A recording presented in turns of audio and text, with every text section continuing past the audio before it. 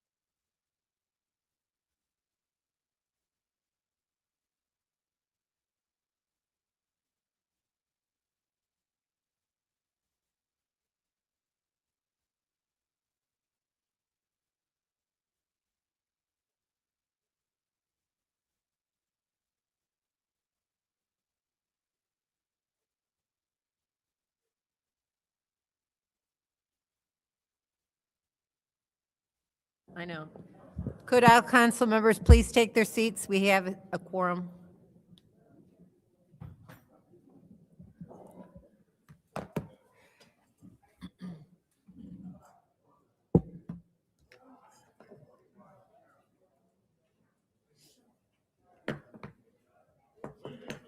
I was getting worried about you. Mine won't work either. But I have I still have the door opener. I had to get a new one. Yeah, because mine flew off my visor. Because I have the one for my car on my side and the one for the downstairs on the other side.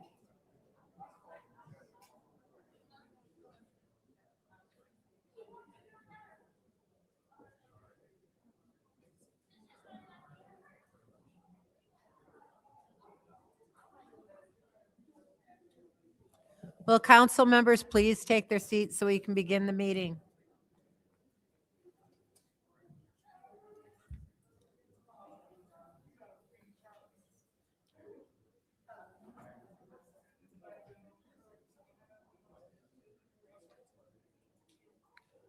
This video's been up 30 minutes of them crossing the bridge, and it's got 2.4 thousand comments already. What are they doing? So there's these two guys from Britain who are from Britain. One's actually from Ireland, one's from England.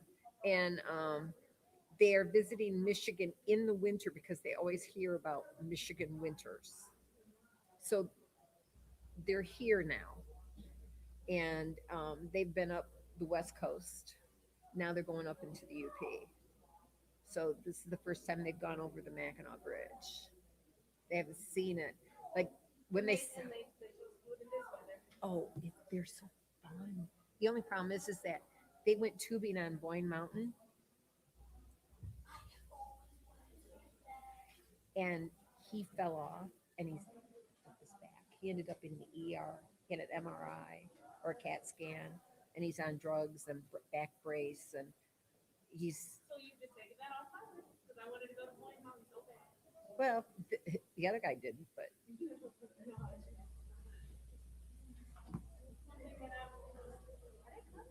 I don't know. I keep asking for them to get their butts up here.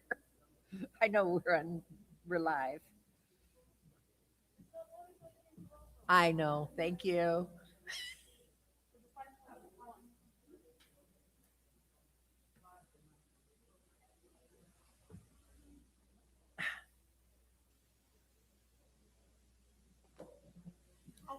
We're still waiting for council people to take their seats so that we can start the meeting.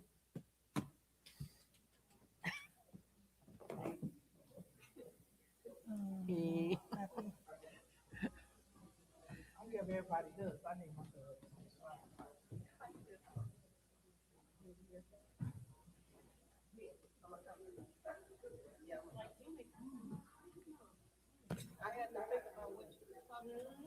I kept saying, come sit down. I couldn't get her sitting down either. Yeah. I mean, you have a car? We do.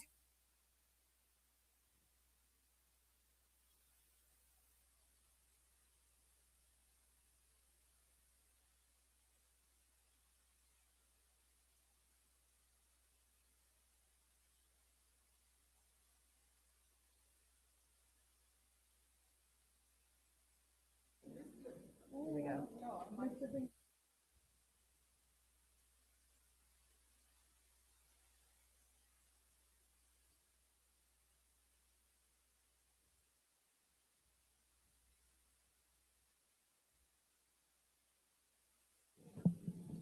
As soon as.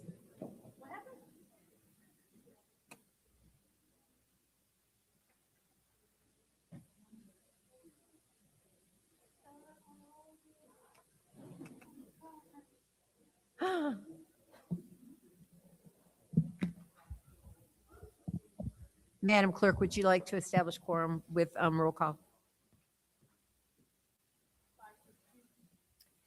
at 5:23.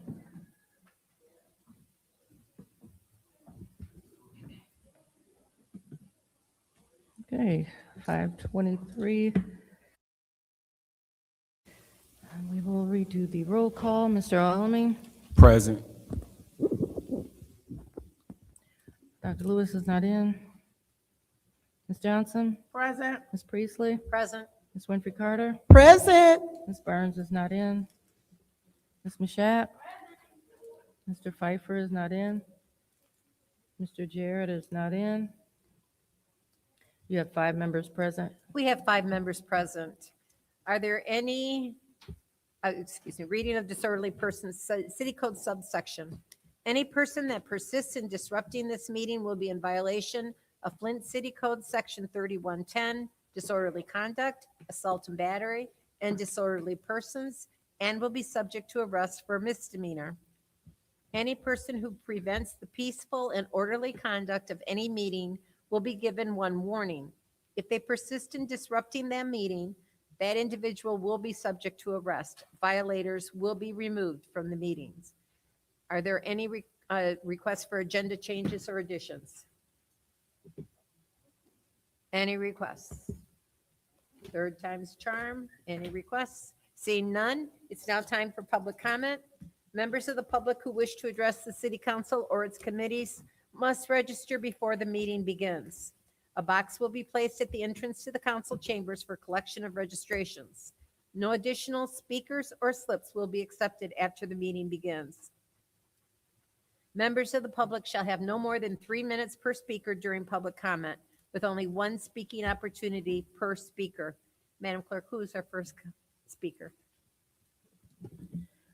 First speaker is R.L. Mitchell.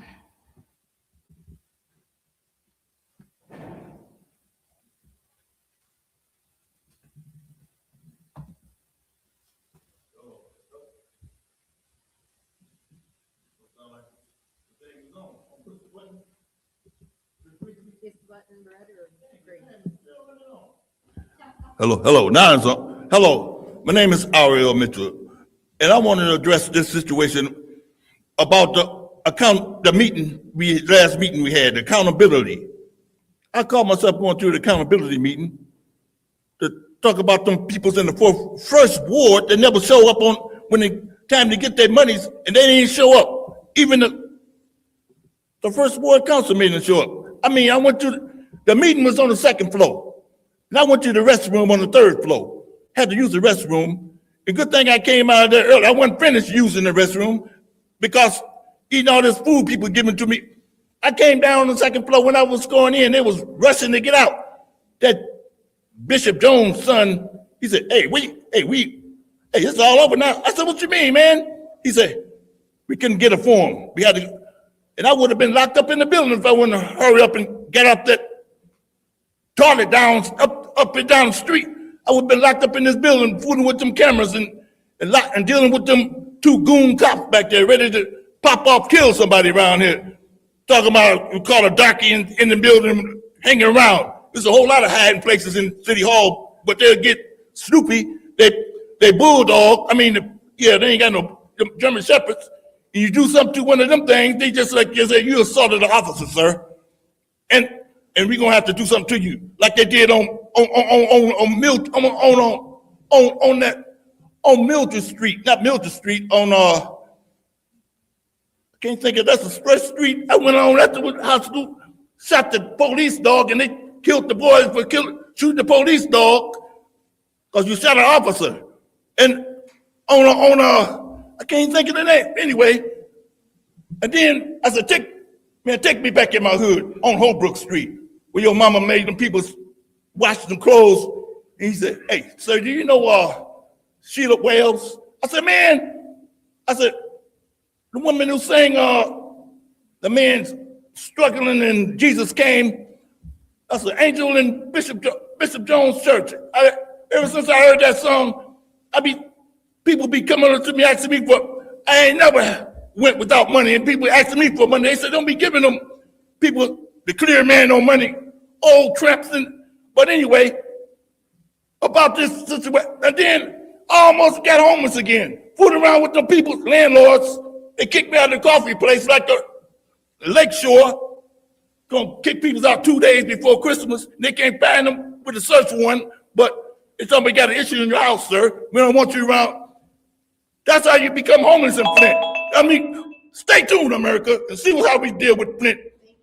All this junk. The next speaker is John Baker.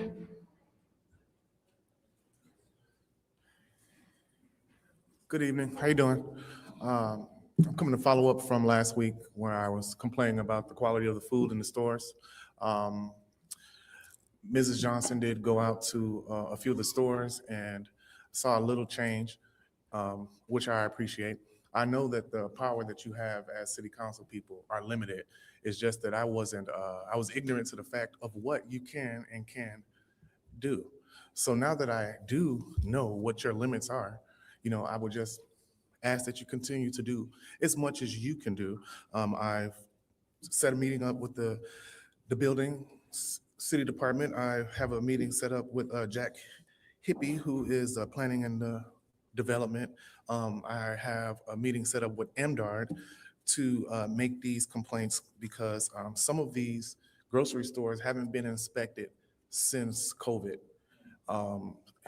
The first step is getting the building inspected because we can't have a health inspector come in until after that. That's what I'm told.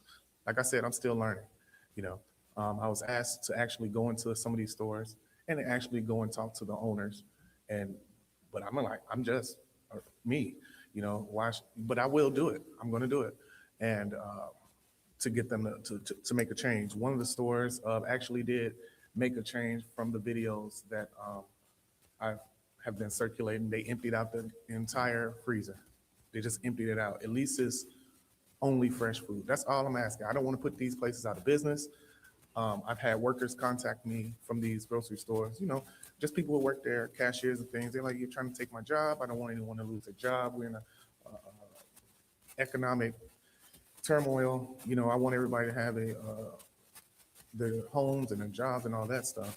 But I'm just concerned about, being someone who has older people in their life and younger people with compromised immune systems. You don't have to be sick.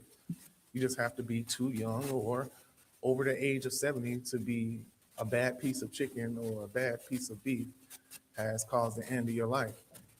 That's what I'm concerned with. Yes, the quality and the taste, that's all nice. It doesn't have to be gourmet food. I just want it to be edible. Like I said, I want peace. I've done some homework and looked up, how things have gone in the past. I'm ready to do whatever needs to be done. I'll accept any help, Ms. Johnson so far, but I'm probably going to be needing to work with all of you.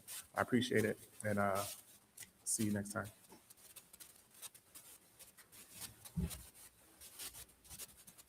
The next speaker is Michael Clack.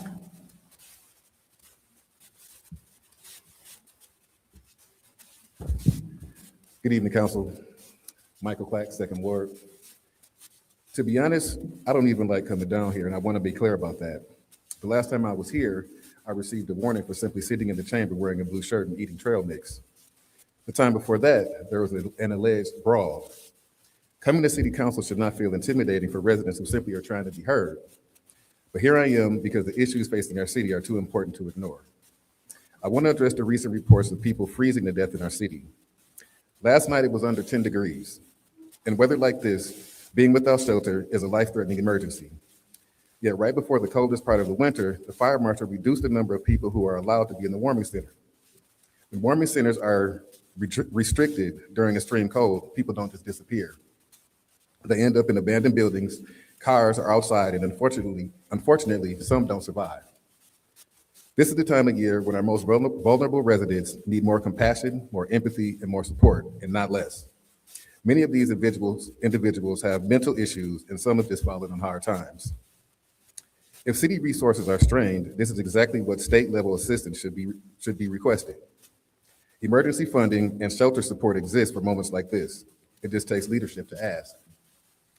And if there's $25 million for phantom organizations with no physical address or history with the IRS, then surely there's money somewhere to keep people from freezing to death in the city of Flint. My next concern is economic development. There are multiple corridors across this city that need investment, but today I'll only focus on one, Corona Road, also known as M21. This corridor has significant potential, yet it continues to be overlooked. There have already been multiple offers to purchase the Zimmerman building, but shows that investors see opportunity here. If the city invests in cleaning up that area and paired it with resources and help support the surrounding residents help the surrounding residents to maintain and improve their properties, it would create a major benefit for the entire corridor and for the city as a whole. Because M21 is a state road, it should be prioritized for infrastructure and development funding. With intentional collaboration between the city and state, this corridor could become far more attractive for business, job creation, and long-term growth, not just for outside interests, but for Flint residents as well. Finally, I want to address the $1,000 check that some residents are receiving for their property. $1,000 for most in the city felt like that was a slap in the face. At a time when inflation is at an all-time high, $1,000 doesn't seem to go very far. When the water has damaged hot water heaters, furnaces, dishwashers, washing machines, plumbing systems, and fixtures, these are not luxuries, these are necessities. Our lives and homes and dignity are worth more than $1,000. We need leadership that is willing to speak up for the masses and not simply go along to get along. And quite frankly, this city cannot afford 4 more years of non-action from this mayor and 2 more years of silence from our Thank state you. representative. Thank you, y'all have a nice day.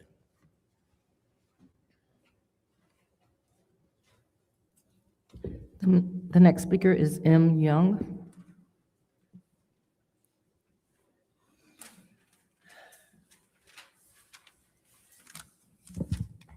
Good evening. Just following up on some issues that I brought up over the past couple of weeks. Following up to find out if anyone had an opportunity to speak with any of the people that received ARPA, to bring them here to say what they did, how it helped our community. Just looking for follow-up for each person. I know everybody knows somebody that has a business or what have you that received ARPA. I would like to know how well we did. Also, I would like to know for each ward, 1st through 9, what you guys did with the money you had for your ward and how it has helped your ward. So if we could get that information. I also want to speak again about the election. I want to please make sure that this election is done right and in order. We need to review the processes we have in place and implement new processes to help make sure that this is fair and equitable.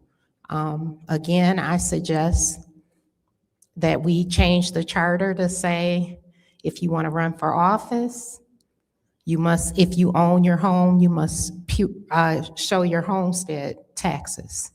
We have a lot of residential problems that everybody is speaking of, and we need to resolve it. It shouldn't go on for years and years. I would also like to know if the portal has been updated with the right information. If the voters' registration has been reviewed for correctness, that we don't have people that have passed away that are still on the road to vote. We need this election to be right and fair. And again, to the people of the city of Flint, the people that are currently running for these new positions in council, mayor, what have you, look around. See if they've been actively involved prior to election season. If you're just now seeing them around, may not be the right person. All elected officials need to be engaged with the public. Help us out. Know what our issues are. Lastly, for Candace Mouchette, councilwoman in the 8th Ward, 7th. Is there any way that you can find out about us getting the interest from the water settlement? Be more vocal. Help us. $1,000 was not enough. Help us out. Get some more money. You can do it.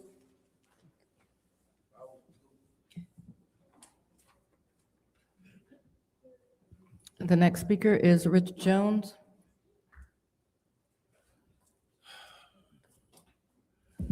How y'all doing? That was a very good thing that she just said. See if y'all can get that interest geared toward that's real good.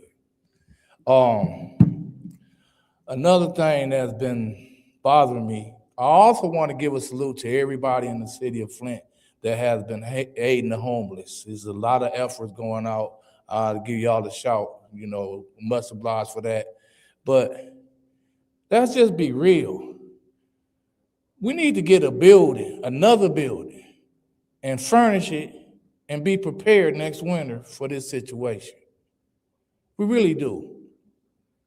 Another thing that kind of been on my mind, because I just see a lot of people just doing stuff because they're running for office.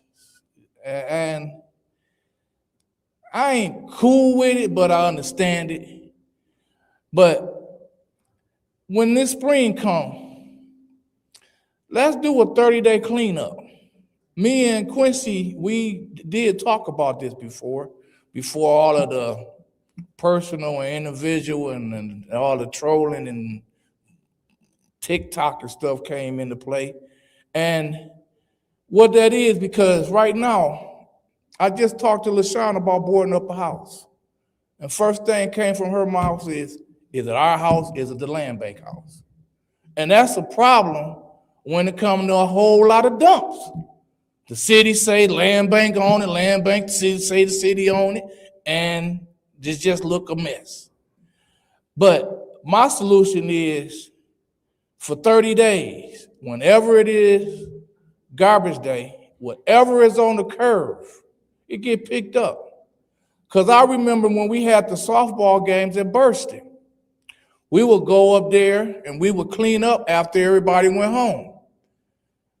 And we would set the garbage bags on the curve. But guess what the garbage truck did on garbage day? Rolled by the garbage bags. And it did that at a lot of homes that are now grass and dirt in the city of Flint. And some of them places, like that house across the street from Bryant School, looked horrible. It's no longer there. But I know y'all remember it was garbage from the curve all the way to the backyard. People just are dumping. So this year, maybe we can all work together. Get your cleanup crews, get it on the curb, work out something with the garbage company, maybe put your our blight department out to pick up some of the curb. But that's clean our city up this summer. And that's also be prepared to help the homeless next winter. Thank you. The final speaker for this meeting is Tanya Jones.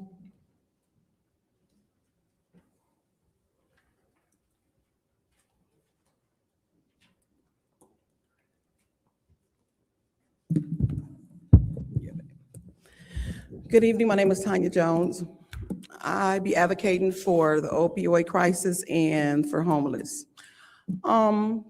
First of all, my son is here. I hadn't seen him since December 23rd. God is good. There's no thanks to the Flint Police Department.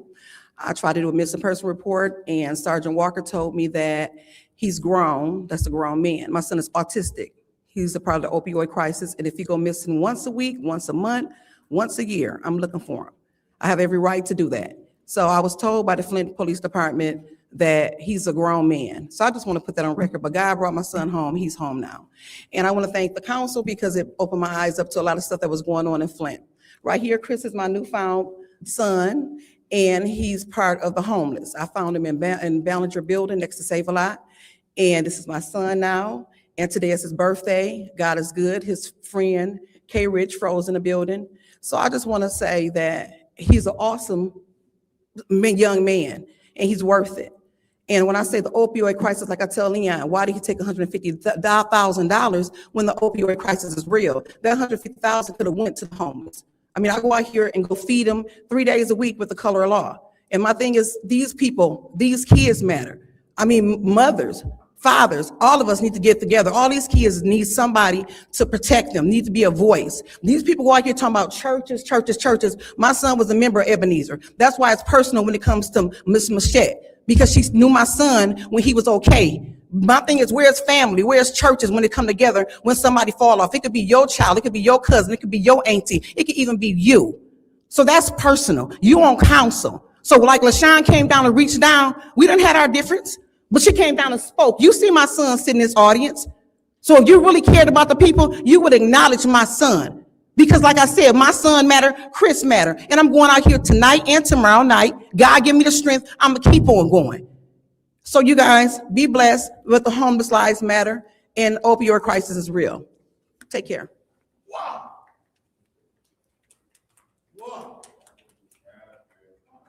Thank you. It is now time to count for council response. Council members may respond once to all public speakers, only after all public speakers have spoken. An individual council member's response shall be limited to 2 minutes. Is there anyone who'd like to do council response? I'd like to speak. Go ahead. I already told Mr. Chris, happy birthday. It's a blessing to turn another year on. And to Rich Jones, I was talking about the boards of who can purchase the boards, if it's the city or if it's the county. But I have been reaching out to different businesses in our areas. We have a major problem over there on Webster, the trailer park. And we have a lot of residents that are complaining about that area over there, and they feel that they're left out. So I have reached out to the businesses on Webster and Dorn Highway, and I'm waiting for them to get back with me so we can see if we can get a massive, and we can get some center blocks and block off these areas to stop them from dumping in these trailer parks. Also, I went in there yesterday and I got caught in there by a guy that came in with a truck and a trailer. So it was kind of like terrifying. I was like, hey, I told him exactly who I was. But like I said, job is never done. I'm always looking for a way to make the third ward look better, and building up the morale in the city of Flint. And it needs everybody, like you said, we need a 30-day cleanse. And that's for the whole entire city.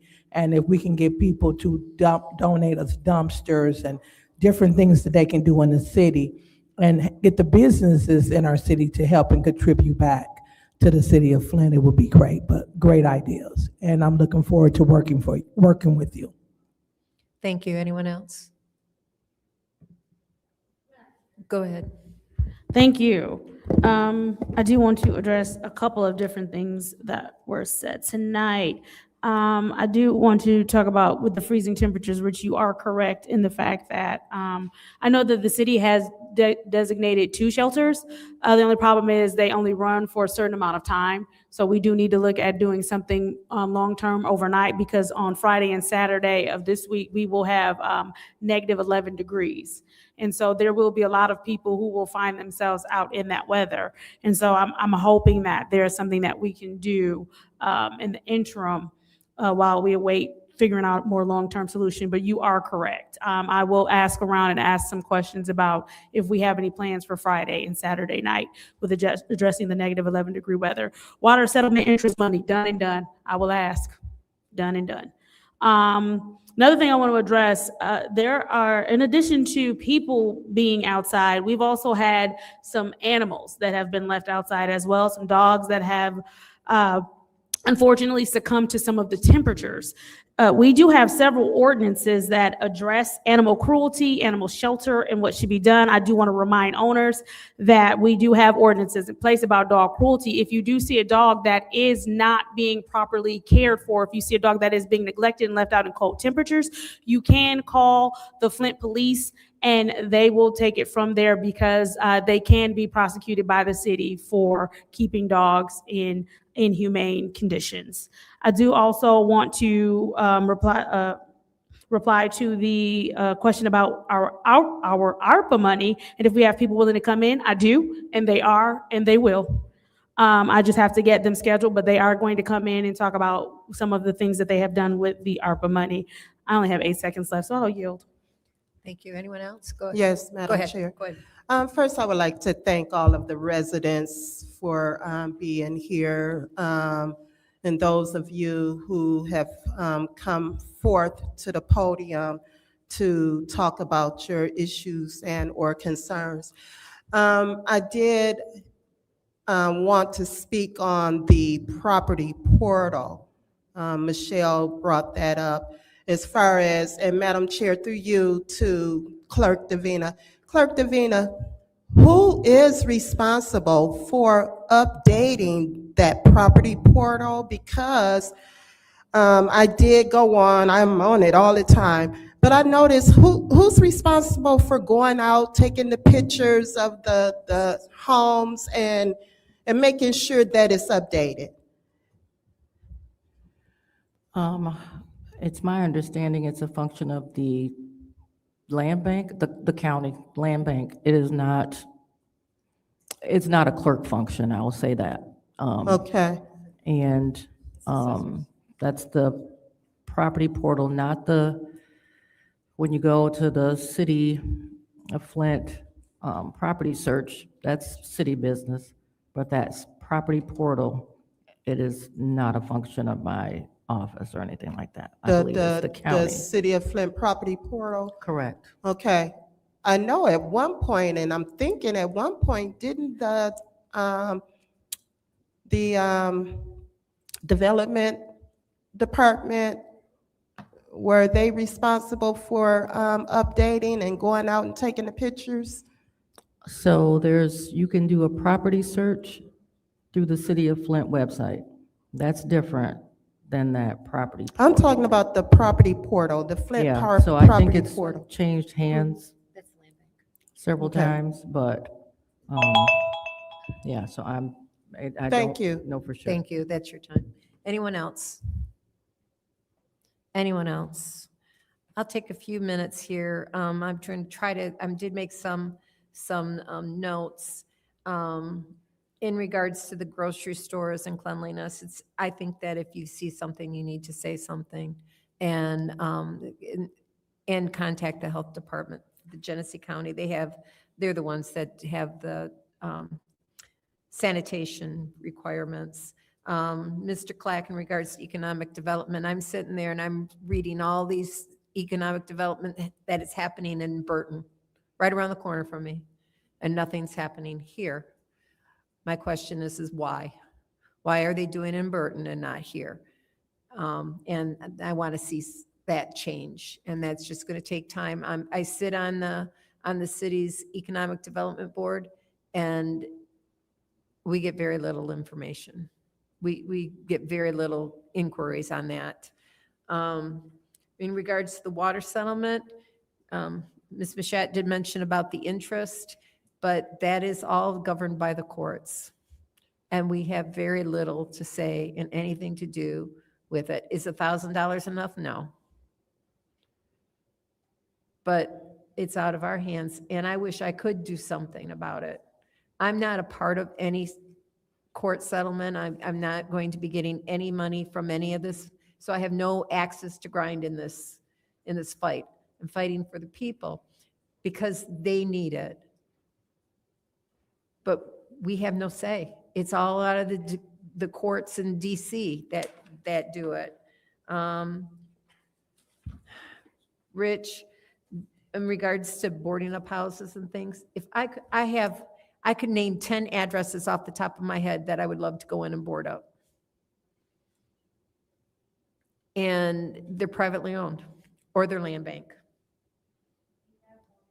But we have boarded some land bank, but we didn't spend any money. It was taken from fencing that was on the property to do that. And that house is now gone. So in regards, did my time start? Oh, my time was over. Okay. I heard the buzzer. So, okay, that's it. We're now on to the consent agenda. I'll entertain a motion to approve the consent agenda. Is there support? It's been moved by the councilwoman in 7th Ward, supported by the councilman in the 1st Ward. Are there any separations? Any separations? Madam Chair, Yes, go ahead. I'd like to separate all three. All three? Okay, we have a full and complete separation.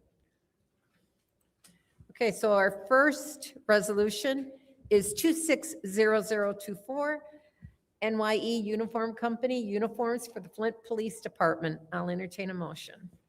Madam Chair, Yes, I make a motion that we send to council, resolution 260024 to council. is there support? There's been made by the councilwoman in the 7th ward, supported by the councilman in the 1st ward to send to council. Is there any discussion? Madam Chair, Go ahead. through you to those that can speak to this resolution. Is there anyone who can speak to this resolution? Okay. Go ahead and ask your question as she's coming on down. I'll let her identify herself. I don't Okay. know her. I shouldn't take five whole minutes. Good evening. Could you, Just so you know, my name's Angela Ammerman. I'm the Finance Accounting Supervisor. okay, thank you, Miss Angela. In looking at the resolution, it appears that there is like a 50% increase between what was done in 24 and then in 25. How many, has there been an increase in actual FTE? Or are we just replacing? So for FTV, you mean the full-time officers? Yeah, the officer count. We have been recruiting, so I don't know the exact number that they've brought in, but the part of it is the new recruits. So where the other one, some of the money is to replace some of the other officers' uniforms, but a lot of it has to do with the new recruits. Yeah, that's what I read, that it was both replacement and new officers. So I'm trying to get a feel for, have we been successful? Because that's been a point of conversation, the actual recruitment efforts So I with know- the police department, because I'm understanding this is just for the police department, correct? Correct. Okay. So that's Ronald Dixon. He's over the actual recruiting of the officers, but I don't know the numbers, Okay. like how many they've. Is the cost the same for a new officer as it is for a replacement? Yes. So how many, are we replacing complete uniforms or just tops, bottoms? How is It that? could be either. It could be one officer might just need some new tops, or they could need bottoms. It's like they do keep them, like if somebody leaves, they keep the other uniforms. But, so we could have a surplus of one size, but need another size, just whoever's recruited. Or, because they could be also full-time officers, not the ones that are in the academy. Like we have been bringing in some of those officers. I know we've gone through the bid process and it was awarded to the lowest bid. Do you have a feel for the cost per item? What does it cost to provide a uniform, a top and a bottom for an officer? So that doesn't just include the uniforms, like it also is like their belts and their holsters and other things too. So it's between 5,500 and 7,500. Per officer? Yeah, for new recruits, like anybody that's new coming in. And it kind of just depends on what they're going to be, like tactical gear is a little bit more expensive than like a regular uniform, because they would need that on top of their blues. So it's possible this $100,000 could only impact 15 to 20 officers? It could, but it usually gets spread out much farther than that. Okay. Yeah. Okay. And all right. I think that's all I have for now. Thank you. Thank I you. yield. Anyone else? Anyone else in the first round? Anyone else? Anybody in the second round? Okay, this is the vote to send 260024 to council. Thank you. Mr. Alamin? Dr. Lewis is not in. Ms. Johnson? Yes. Ms. Priestley? Yes. Ms. Winfrey Carter? Yes. Ms. Burns is not in. Ms. Mashat? Yes. Mr. Pfeiffer is not in. Mr. Jarrett? Yes. Vote is 6 yes, 0 no. The vote is 6 yes, 0 no. That will be sent to council. Our next resolution is 260025, contract with Michigan State University for the Flint Recast Program Evaluation. I'll entertain a motion. Madam Chair, Yes, ma'am. I make a motion that we send resolution 260025 to council. There's a motion on the floor to send resolution 260025. Is there a second? It's been seconded by our councilman in the first ward. Is there any discussion? Go ahead. To those that are here that could speak to this particular resolution. Come on up.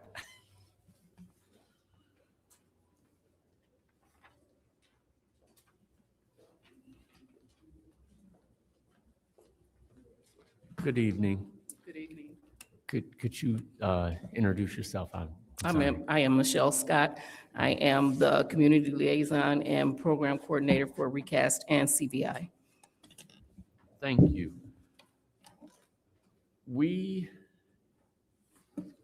according to the resolution, we have been awarded this grant and had this grant since 2021. That's correct.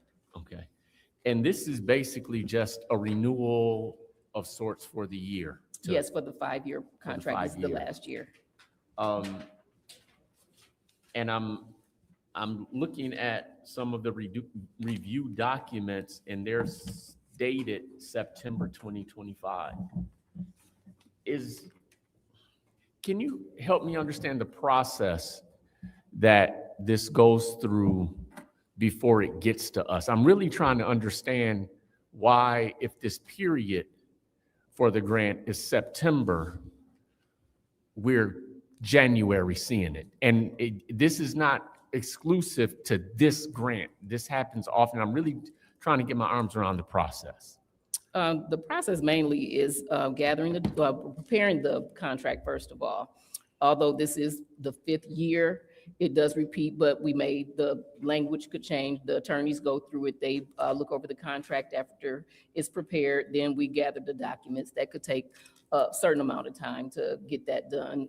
The attorneys are, I'm sure, busy with other workload, but at the same time, they are helping us process the documents for the contract. So just gathering that information, and then when it comes up for them to approve it and process it, that's it. It's just paperwork and just waiting for signatures. So and I guess this might help given what you just shared, the time with the attorneys in contract review, does that only happen after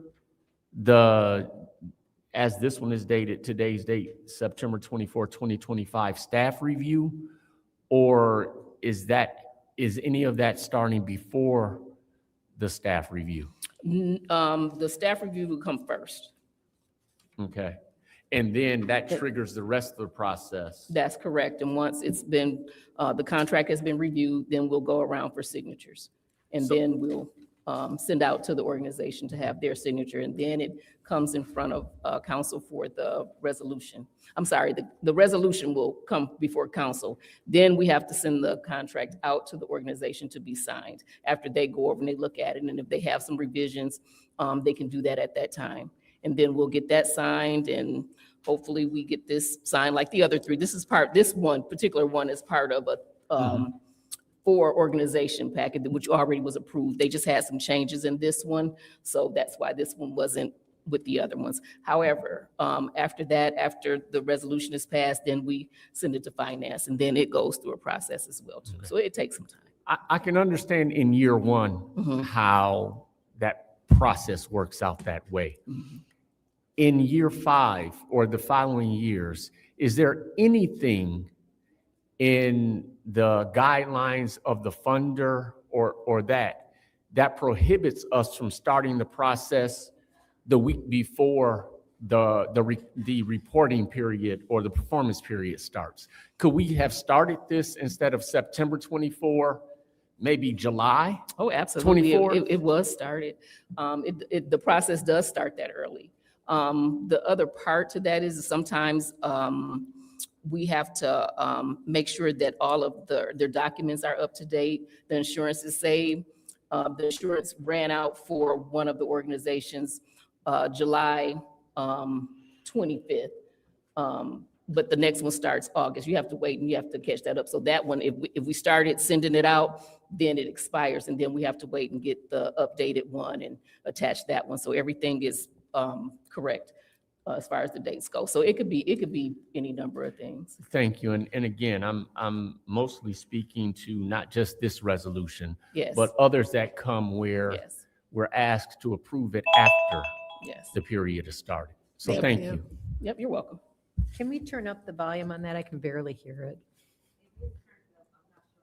Okay, thank you. Any other discussion in the first round? Yeah, thank you, Madam Go Chair. ahead.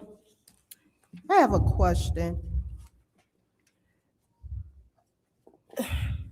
I know you guys are doing the evaluations. Have you received any community feedback as far as the evaluations? Did you incorporate community feedback in your evaluations? Yes, Michigan State does the evaluation process. However, when we are with in the community, at the organizations, those meetings, we always take surveys then, and those are implemented in the reporting as well too. With everything, we have to implement those. We have to add those to the reports. Okay. Mhm. Now,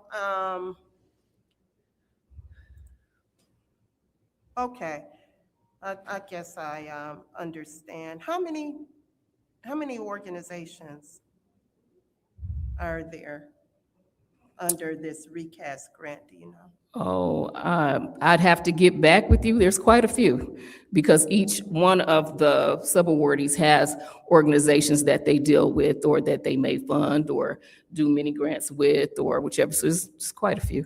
Okay, can you get that information? I can get that information and for you. submit it to our clerk, and then she can submit it to each of the council members. That would be some good information for Okay, us to have. okay. Okay, that's it, Madam Chair. Thank you. Anyone else? Anyone else? Anyone in the second round? Seeing none, this is the vote to send resolution 260025 to council.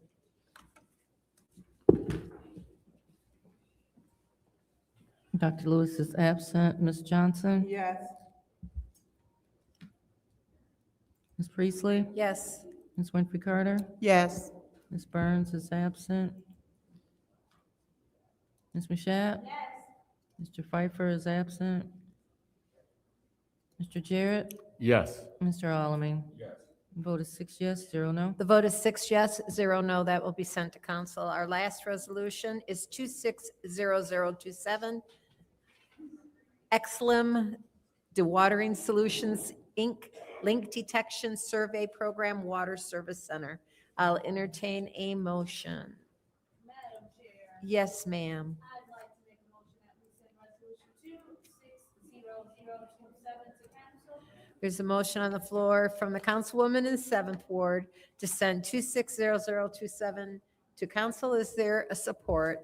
Supported by the councilman in the 1st Ward. Is there any discussion? Madam Chair, Go ahead. good evening. Good evening.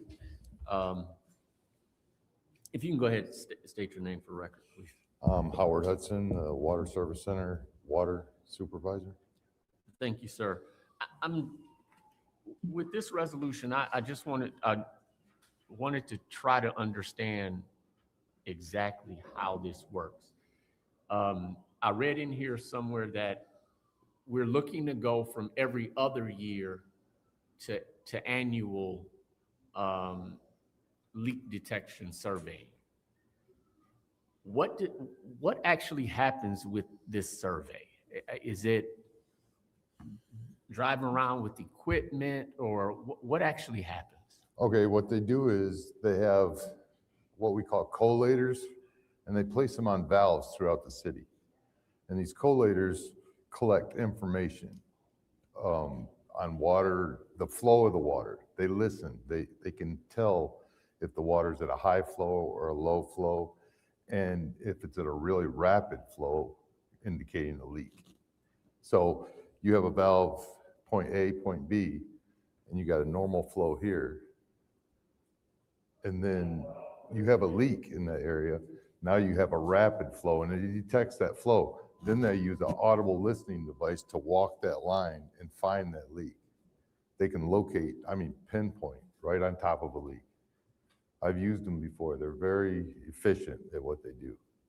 And these collators they'll move them all over the city, but they usually put out 12 to maybe 20, 10 to 20 collators throughout the city, and they'll collect information, and then they'll move them and just keep. So it's a large system, so they have to move them around quite a bit. Yeah, and that's what I'm also trying to understand. So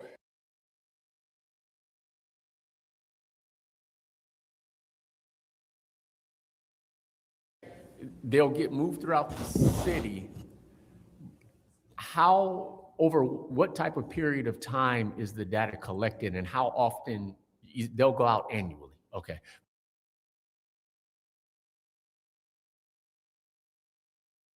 But what is the testing period? I understand. So it's typically a 7 to 10 day decreases, and then it'll go back to decreases. So then they'll extend the period of time so it stays out longer. And if it just 7 to 10 days, if it's a constant flow or a constant reading, then they'll just pull that one and move it to a different location. So this 192,000, is that what it is going to be? We're estimating that for annual cost? That's for the initial setup, startup, all the information given to us, and Xylem will come down. They'll bring the crews down. We don't have to support them in any way, shape, or form for the leak detection. I don't know if And that is for 1 year. That's what I was going to ask. Are we signing just a 1-year contract with this vendor, or was it a multiple year? This contract is 1 year. So there are other vendors that do this, but no one else responded. Okay. Xylem was a sole response. Do we have a feel from them what continued service might cost? I'm understanding this 192 is in part setup. I actually have a meeting with Xylem tomorrow to find that out. I tried to schedule earlier. Yeah. Because I also want to use them for a valve exercise and valve turning contract. And I was going to ask them that very thing. If I want to move forward with this, what's it going to cost me? Please, because I would like to hear that Monday at the council meeting, and try to get understanding as to, because we say we want to do this annually now. So, You think we get a better rate?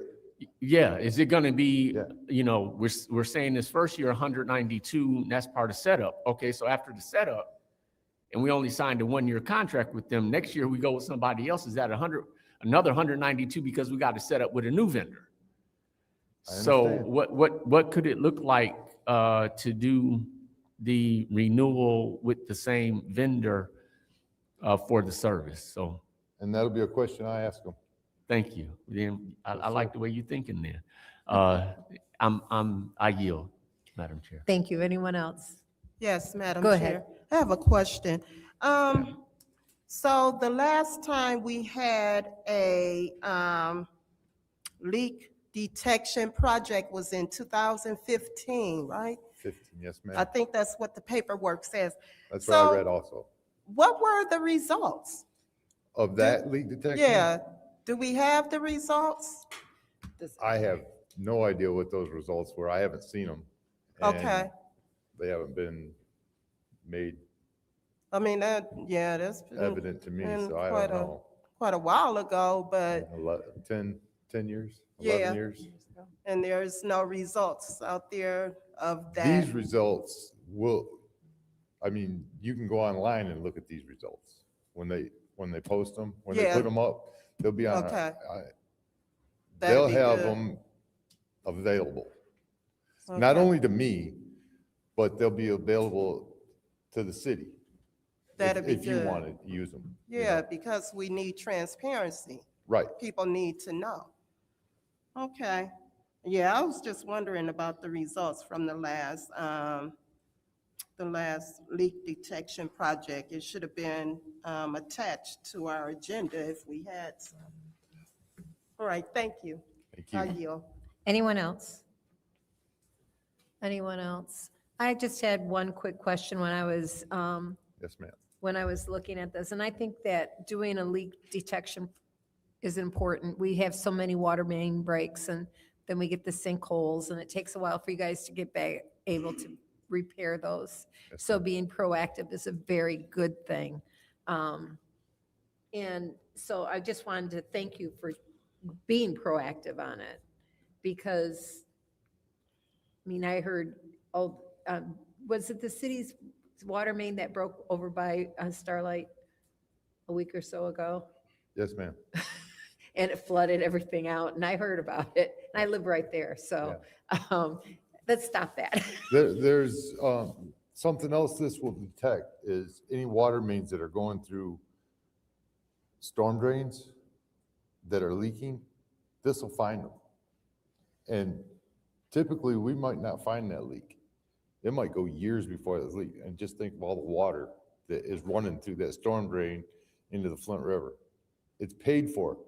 That water's paid for, and Yes. it's leaking. And hopefully we can save some money, and Yeah, it's horrible. The water loss is a major deal with any city.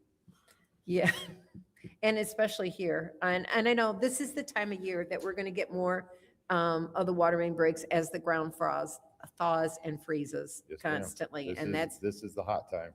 yes, and it's also the worst time because right now, especially with cold weather coming. Thank you very much for me. Is there anybody in the second round? I do, Madam Chair. Go ahead. The break that Councilwoman just mentioned. Yes.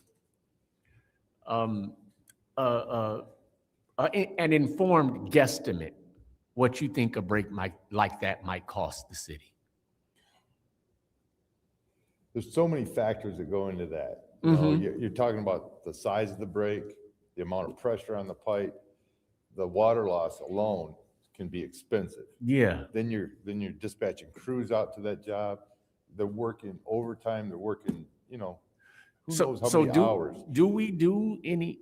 It could cost you $50,000-$60,000 easy for a break.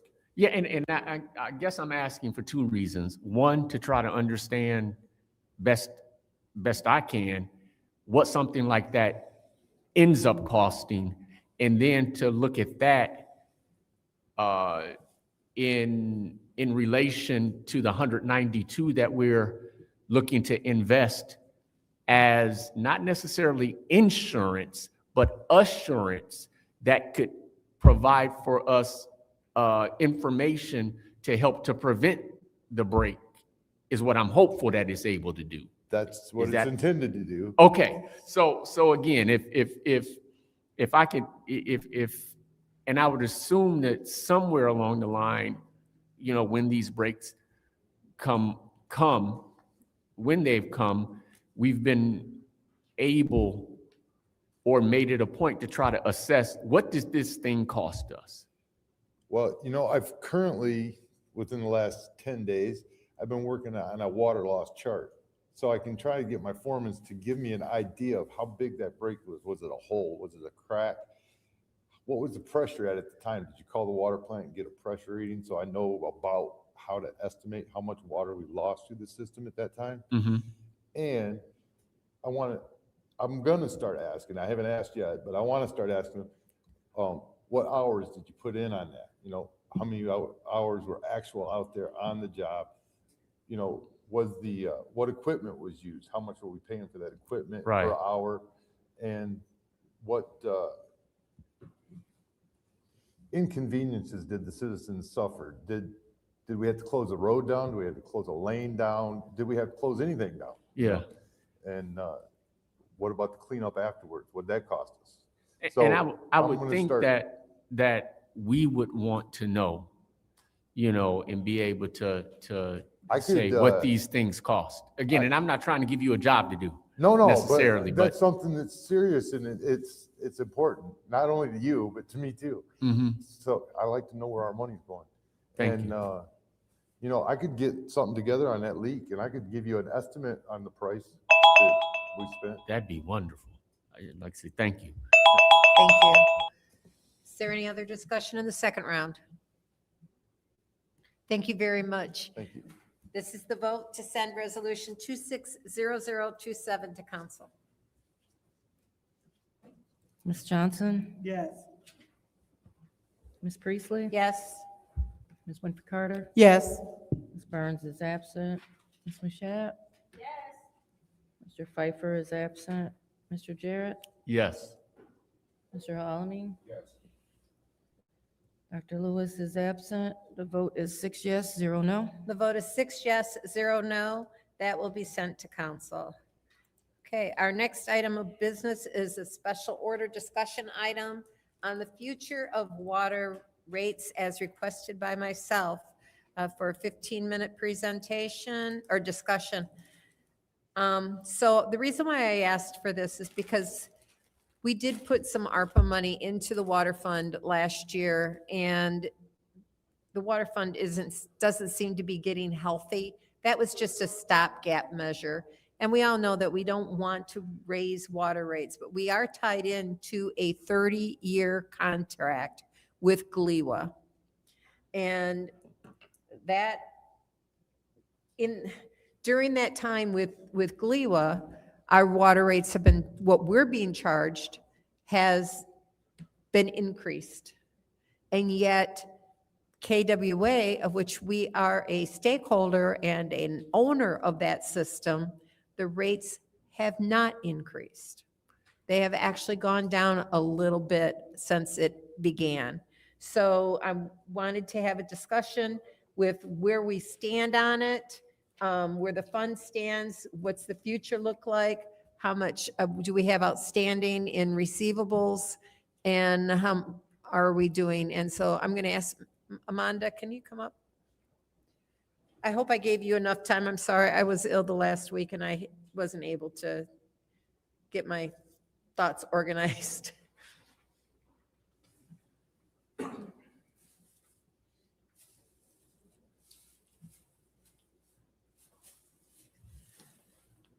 So I pulled the data off of our financial statements from 2024 as to how much our receivables are. Do you know, did I ask you for that information? How much is owed to the water fund right now? Well, what I did was I ran my reports just to see how much was outstanding in water bills. Okay, So you want it as of 2024? as of right now, whatever Okay. you got on your report, was that Um, ran as of today? This is as of December 31st That of works. 25. Altogether, I mean, for active accounts, there's 23 million plus owing. And for inactive accounts, there's 10 million plus owing. So of those 10 million, how many are in collection? Those are the ones that are here. In April and in October of this year, of 2025, we sent accounts to collections. I did not get a chance to run that report, but it was over, I want to say 7 million that was sent to collection. And we've got 10 million inactive accounts. $10 million owed, inactive, 10 million yes. inactive that is owed to the city. Correct. So in the meantime, the city is having to cover that debt. Because we have to pay this for the water itself, we have to pay for our staff, we have to pay for chemicals, we have to pay for the water treatment plant, all of that. So I want to open it up for people to ask any questions, because we do have, this is something, as we all know, it's getting to be budget time. And this is going to be part of the master fee schedule. And let's start the discussion now, rather than at the end in June, in late May, trying to get the budget passed. We have to address it because it's hard decisions. Madam Chair, Go ahead. I'm just trying to understand with this line of questioning, where exactly are you trying to go? I'm trying to find solutions so that we don't have to raise water rates. Okay, as long as we're clear on the vote My for. big thing is can we break the contract is my big question, but that is not for this day.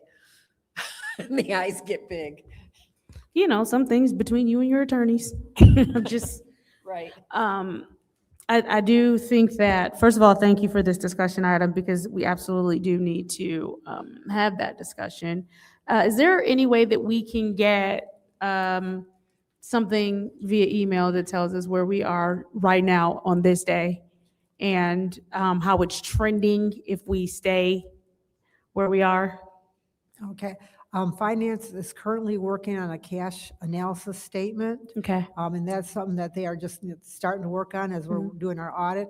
And then once they get that information gathered, then that's when they will present that to the mayor to see what, So, if there's any, what we need to do with the rates. so Mr. Moore, could you send that to us as well? Or would the mayor have to send that to us?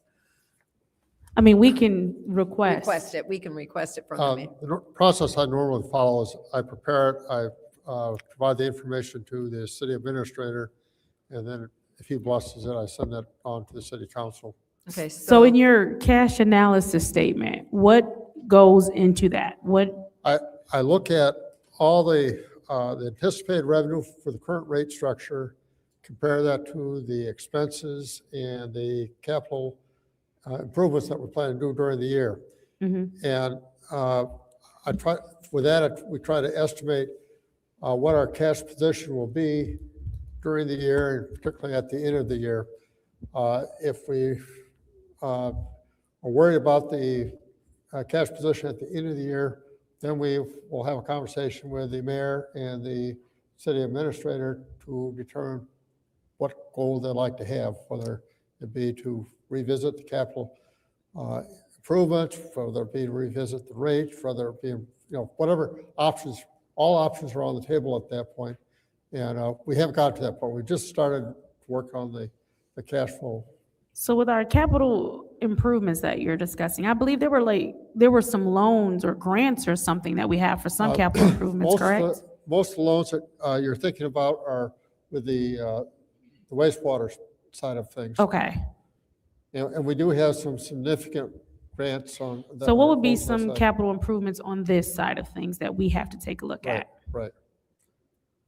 No, so what would be some capital improvements on this side that we have to We take a try to look at? replace water mains, we try to replace a lot of the valves, a lot of the infrastructure. We have to review the needs for the plant. We have to maintain a 20-year outlook on the capital needs of the plant. And we try to balance that out so that no one year is hit too hard, so that we can have a more even expense and repair of the capital needs.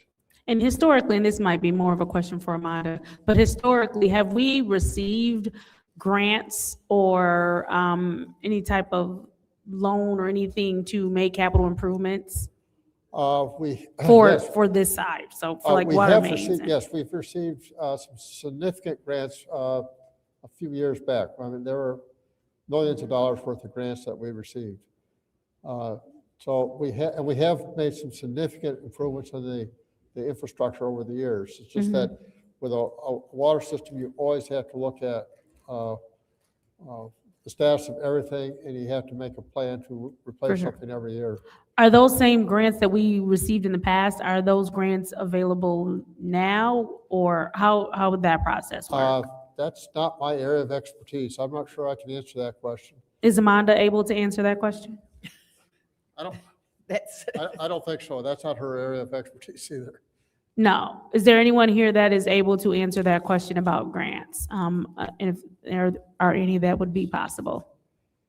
I'm looking back there and I don't think so. no. Okay, so is that something that we can get an answer to as well? I just want us to exhaust all possibilities, because what we're looking at here we've done some measures, right, that we have not had to pass on any of the rising costs Right. to residents. I would like to keep it that way. I think when we talk in terms of, and again, Councilwoman Priestley is 100% correct that we do not have anything to do with the settlement. However, we can make a request for the interest money. I think that one of the things that we would request that we would do with said interest money is obviously put it into the water fund. I think that if I had my way,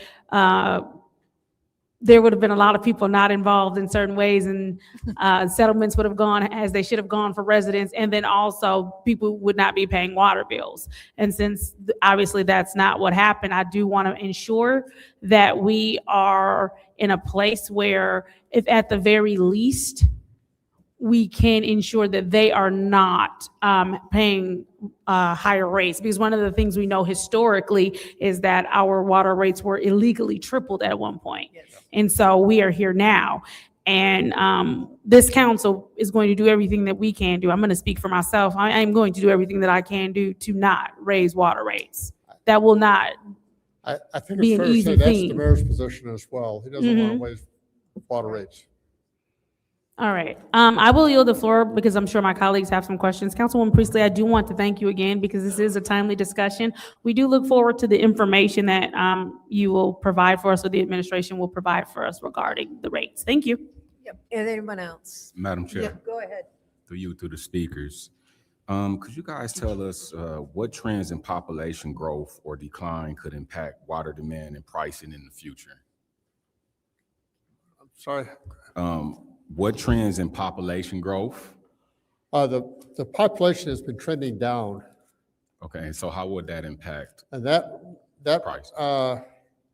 the water system is very capital intensive. So if the population goes down, that means the cost per person tends to rise when you do that, or when that happens. Do you kind of have an idea of what the numbers are looking like on the decline? Because I know, I think it was last year we got something, and it was something reported that the population was growing. Last numbers I saw for population were, they're about the same as the last estimate. I think the population for the city is around 80,000 people. Around about 80,000. Right. Okay, and then my other question is, how does inflation changes in the cost of infrastructure development affects future water rates and so forth? That's something we've had to face every year. Our water source, Glewa, if they have a plan to replace a lot of their infrastructure every year, and their plan is to have about a 3% rate increase every year. That'll be passed on to us and all the other users. If we don't raise rates, we have to figure out other places where we're going to save money. So we have to look at everything we do to try to figure out how we're going to reduce the cost for that. And I know we just recently was discussing a resolution about supporting infrastructure to deal with like leaks and things like that. Will that help us long-term cut the cost and so forth? Long-term, we're going to have capital costs, and we have to make sure we do invest in the system, and we have been. But we can look at how we do it and what options are available. And that, if you try to keep up with what's happening in the industry, there are things that we can do to lessen some of the costs, but there's always going to be capital costs in the water system. And I think my colleague may have mentioned this, are we currently, to get ahead of the curve, looking at some grants or partnerships to draw in additional funds specifically for the water rates and so forth? So if we have these issues and we're trying to address it, we don't have to raise the rates on the community and so forth. I'm not a grant expert. The city has been very aggressive about applying for grants. We did receive substantial grants 2 or 3 years back. We haven't received any for the last year or two. I'm not sure what the status is for applying for grants in the future. That's not something I follow. Okay. And then my last question is are you guys looking at like new technology and ways we could use some things to improve our infrastructure that will keep this down and we don't have to keep revisiting this type of I think you'll find that our staff is constantly getting trained, and the goal for that is to find new and better ways to do things. Whether that, you're not going to eliminate the need, but you can find better ways and more efficient ways to do things. Thank you. I yield. Ms. Winfrey Carter, would you Thank like to you. add more time? Yes, I would. Madam Chair, I would like to make a motion that we add, you need 15 more minutes to this discussion. There's a motion on the floor from the councilwoman in the 5th Ward, supported by the councilwoman in the 7th Ward, to add an additional 15 minutes to this discussion. Roll call.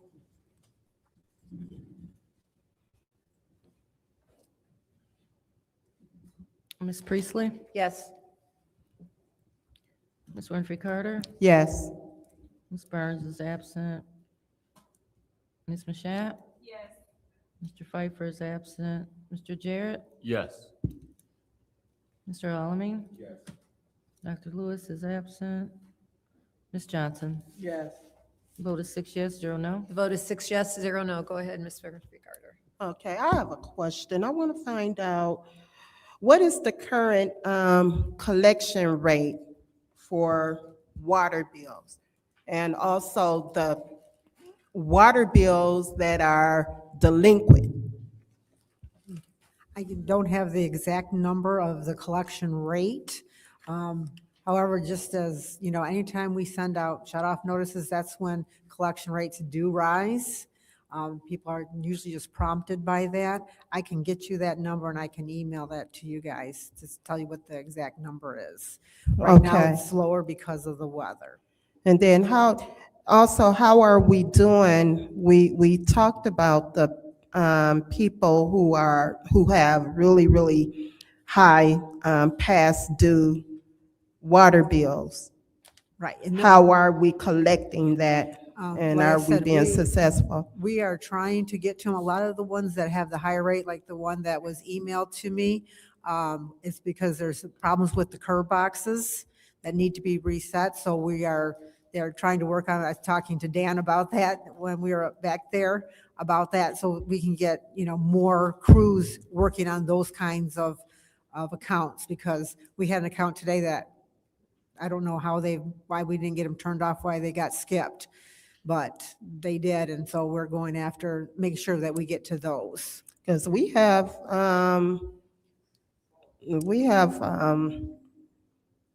bills that probably are past due, what, how many years? Right.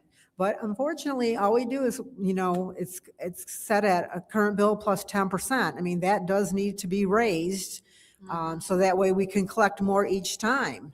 Right. I mean, so it's not enough. We need to collect more. We need to have a higher rate of collection that way. Okay. Do we have it set up where residents can be on some type of payment plan? Well, the current bill plus 10% is the payment plan. Yeah, but I guess I was thinking of, And because when we've done those individually where we had people do a certain amount, it did not work out well. People would not abide by it. Right. So that's why we went by with the current bill plus 10%. Mhm. And that was then something what's that going council on? wanted years ago. Did we send out, we have a third-party company collecting water bills, right? Yes, we have a collection agency that we send inactive accounts to. Okay, okay. And how is that going? Are they able to collect anything? Yes, they are, yep. They do a good collection rate. We've gone to court several times with them, and we won all the judgments against those customers. So that way they had to pay those. So I mean, they've been successful on that, yes. And I'm waiting to get the figures from them as well. since I So just- can we get those Yes, figures as well? yes. And then make sure that each council member Yes. receive that information. Yep, Thank you. you're welcome. Thank you. Anyone else? Madam Chair, I'm going to go ahead and go with Mr. Jarrett. thank you. Good evening. Can you clarify for me, go back to what you shared sort of at your open? There was a $23 million number I thought I Yes. heard. What did that represent exactly? Those are the amounts that are, the balances due for active water accounts. So those are all active accounts? Yes, Okay.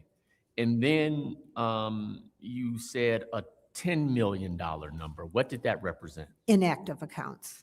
Inactive. So those are, does that speak to the individual or does that speak to the property when we say inactive? And what I mean by that is, let's say my wife and I have a home. And initially, the water was in my name. And then it became in her name. So the account in my name is inactive, but I'm still at the residence. So what does inactive really mean? Yes, that is exactly what it means. That any accounts that were, anybody who had water in their name at any particular address, if they move in, then they move out and they have a balance due, it will show on there. So you can have one address with multiple accounts that are one active and multiple inactives. Okay, but again, the classification of inactivity or activity resides with an individual, Yes. not an address. Correct. Okay. And we really almost don't have a way of knowing if the inactive account is really an account where that individual is benefiting from service that they're just not, that's no longer in their name. I didn't say that again. We don't have a way of really knowing the true status of an inactive account. I don't know how to say it better right now. So give me a minute. Give me a minute. Go ahead. He is saying that, again, using his analogy, if it was in his name and then all of a sudden water bill was switched to his wife's name, you have no way of knowing he's still benefiting from that water even though he didn't pay his bill. Well, in that case, when, because we have this happen, where if it's in the husband's name and then we turn him off for non-pay, but the wife tries to come in, well, if they're both on the deed, they have to pay that bill before we can turn the water on. But if you have a situation where someone is not on the deed and they're trying to get water turned on, then would you know? Well, I mean, they have to sign an affidavit. The owner has to sign an affidavit for anybody that is not a deed holder to put water on in their name as a renter. Okay. I will say that people are very creative. Oh, that's understood as well. I have a question about the relationship with the collection agency. Is it that the collection agency has sort of bought the accounts from us? So let's say, and I think you use a $7 million number. Yeah. Let's say we have $7 million worth of what we'll call bad debt. Are we selling that to the collection agency at a discount and now it's theirs and they collect whatever they collect? Wow. Or are they working as an agent for us? Yeah, they're working as an agent. Okay, so as an agent, do they have the authority to negotiate? Well, no, I mean, what they'll do is if someone says, say there's an $800 bill, that they have, and then someone will ask, and, I want to pay a certain amount, they will contact us and we'll tell them the minimum amount we will take. Okay, so they don't have authority to approve negotiation? No, but Okay. they can make payment arrangements with them. Because Okay. we just had a lady this morning who, was trying to apply for water service, but she had to go to the collection agency, make arrangements, and then they send that information to us, so then that way she can get water turned back on All right. at a different address. So with the agency that we're working with now, we're contracted with now, do they get a percentage or a flat rate? Percentage. A percentage, okay. Okay. I think I'll yield there and open the floor. Mr. Alamin? Thank you, Madam Chair. To the speaker, the world and society is going towards, technology, AI, things like that, solar. What role can green infrastructure play in reducing the overall water demand and our rates? And is that something we are exploring to more green technology? I don't know that we've used AI for that. We do try to use the systems to make us more efficient in how we operate and do things, but we really haven't integrated AI into the operation at this point. Or even not necessarily just AI, but like just solar, green energy, and those other things that can reduce the cost of water rates and so forth. Are you guys exploring or working with some agencies, environmental agencies or anything? Our water supply comes from LEWA, and they're the ones that make and process the water. We don't really get involved in the treatment of the water. I think that's something definitely we should explore. right. When you start looking at like solar and things like that, that could be a way of cutting costs for residents as well as the city. I definitely want to highly recommend potentially doing that. And how can we create like a sliding scale for water rates, like a bargaining on income type of usage for, especially for our low income to no income residents? I know that a few years past that they had tried to do something like that, because I know Detroit was doing something like that. But I don't know where it went to, how far they got with that. I know that they did discuss it, but I've never, like I said, that's probably 4 or 5 years ago when I heard that. RL, please. And then my last question is kind of similar to what my colleagues have mentioned. Like, if you are an entrepreneur and you purchase properties and things in the community, what a lot of people run into is that if somebody left the water bill at that residence and whoever purchased that property, they're left with taking care of that bill. Is there some discussion does there need to be discussion about how can we address that? Because if you got people that's willing to invest into our community, especially our neighborhoods that's been hit kind of hard, but then you get hit with a $2,000-$3,000 water bill that's not even yours, that's discouraging. How can we, or is there some things we could do to address that? Well, I believe that the mayor had a workshop just recently for people who were trying to buy homes, because the thing that we come across almost daily is that people buy a home without benefit of, going through a title company and getting title insurance. Because if you did that, then they are obligated to go through and find all the bills that are owing. And when they don't do that, then that's when they get surprised when they come in, apply for water service, that there's a water bill owing. So that's something that, I really would like, anyone who's interested in buying a home is to, get the title insurance, so that way they can find out everything that is owing on the property, not only from, the city, but any other, bank loans or whatever that could possibly be on that property. We could come across that every day. Yeah, that's a good point. Sometimes though, we do run into it. Just recently, I had a resident of mine who was inherited, her grandmother had passed and left the home. And she's not, super well off or so forth. And so couldn't get a title clearance and things like that to know that information. Is there going to be any more discussions or workshops around that, or something like that being planned to educate the public a little more about that? I have not heard, but I can find out, because I think those things are helpful. Because we have a lot of people that, like you said, inherit homes, and they've never owned a home, so they need that help as well, of everything that, goes into owning a home, so. All right, thank you. I yield. Thank you. We have 3 minutes left. Is there anyone else? Anyone else? Okay, well, thank you very much for your information. You've been very big help, Amanda and Mr. Moore, Phil, I appreciate it. And this is going to be an ongoing discussion, and I will close out this discussion item. There's a motion to adjourn and by the 7th Ward, supported by the gentleman in the 1st Ward. Roll call, please.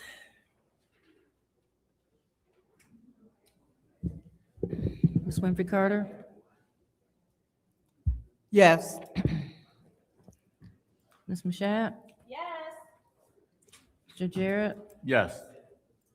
Mr. Alamin? Ms. Johnson? Yes.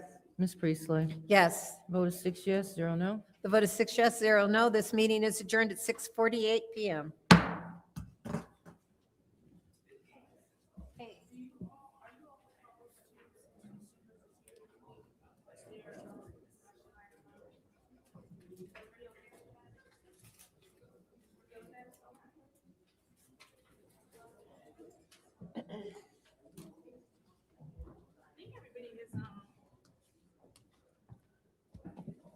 What do we want to move it up to? After public comment, Also after council response? yeah, Okay. before resolutions.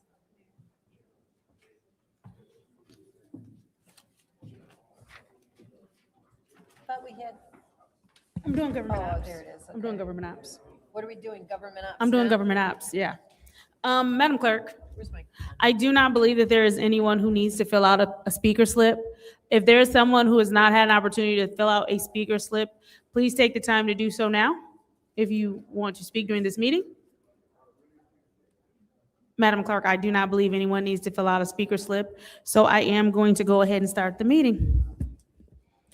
The time is now 6:48 PM on Wednesday, January 21st. I hereby call this Governmental Operations Committee meeting to order. Roll call, Madam Clerk.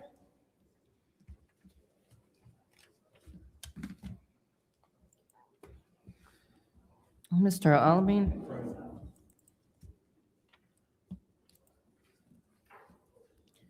Dr. Lewis is not in. Ms. Johnson? Present. Ms. Priestley? Present. Ms. Winfrey Carter? Present. Ms. Burns is not in.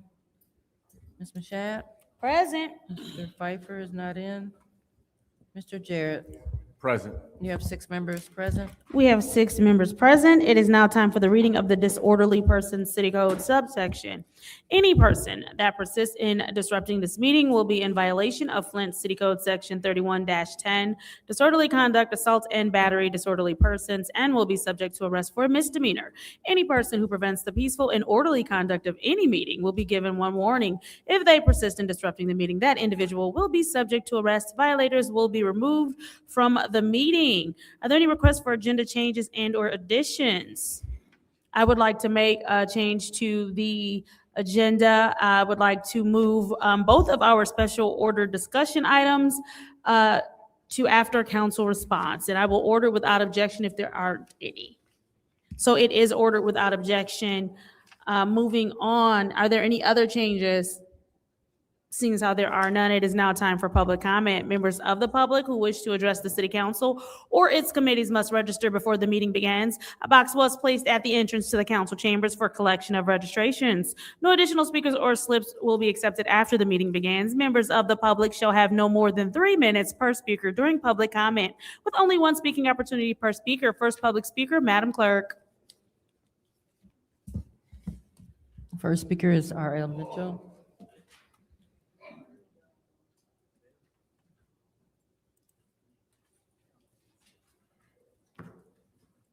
Hello, I'm R.L. Mitchell. I live at 759 East Linden Avenue, over there by the graveyard, Graceland. And for the record, what Amanda was talking about, she had, the government agent had to come in and step in and jump on us, we the people who got an overstanding water bill in their houses. And if they can't get their money back, they threaten them, kick them out of the house, and then tear their house down, and then they go try to get a new house, and then they call the background, and this, that's why we keep getting in this situation with Mr. Moore, like you're trying to tell the Mexican woman what to do. But anyway, like I say, I lived on Milton Street for 15 years, and I didn't know I lived that long. It was a water leak in my basement. It ran all them 15 years, and that's why I figured that's why I got black mold around the walls down there, and they said, Mr. Mitchell, you can't live in your house no more. They didn't tell me till I had to go get another house, a bigger house and better than that one. And but they said people say ain't never had no home training about insurance and all that. I mean, water, like she was explaining a few minutes ago. But even when I got married on 501 Old Laredo Street, a woman and her husband gave me a whole house, insurance and the deeds and everything. But my wife disappeared when I come home from work one day. Half of the furniture was gone, and I was just going to build a fence around it and come to pay the taxes. They say, you about 1 minute late, sir. You ain't got no money on this property. And I've been homeless ever since. That's what's going on in Flint. But I'm saying to you today, you people's gonna pay me back all that money on the houses and stuff. Whoever y'all is, landlords and slum landlords. Every time I get settled, think I'm settled, you don't jump on me directly, you jump on my payee. My payee calls up paying the water bill. It's a grown man, but it's automatic come out of my check and pay the pay. They be like now, somebody put a well check on me about 3 weeks ago, and the people said, "Hey, you got a caseworker? Why don't you use a caseworker? That's what they for. They can do." And when she said that, I ain't do. They can come in you. They say, "How you living, sir?" I got a brand new house, and they be asking me how they want to come in and check me.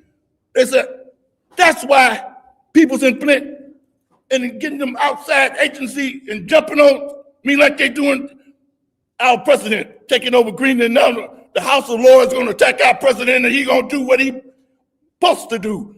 And Diane Boyce, the Prince of Wales, who you think who is? You going to get what you drunken Canada. Thank you. Next public speaker, Madam Take Clerk. that, America.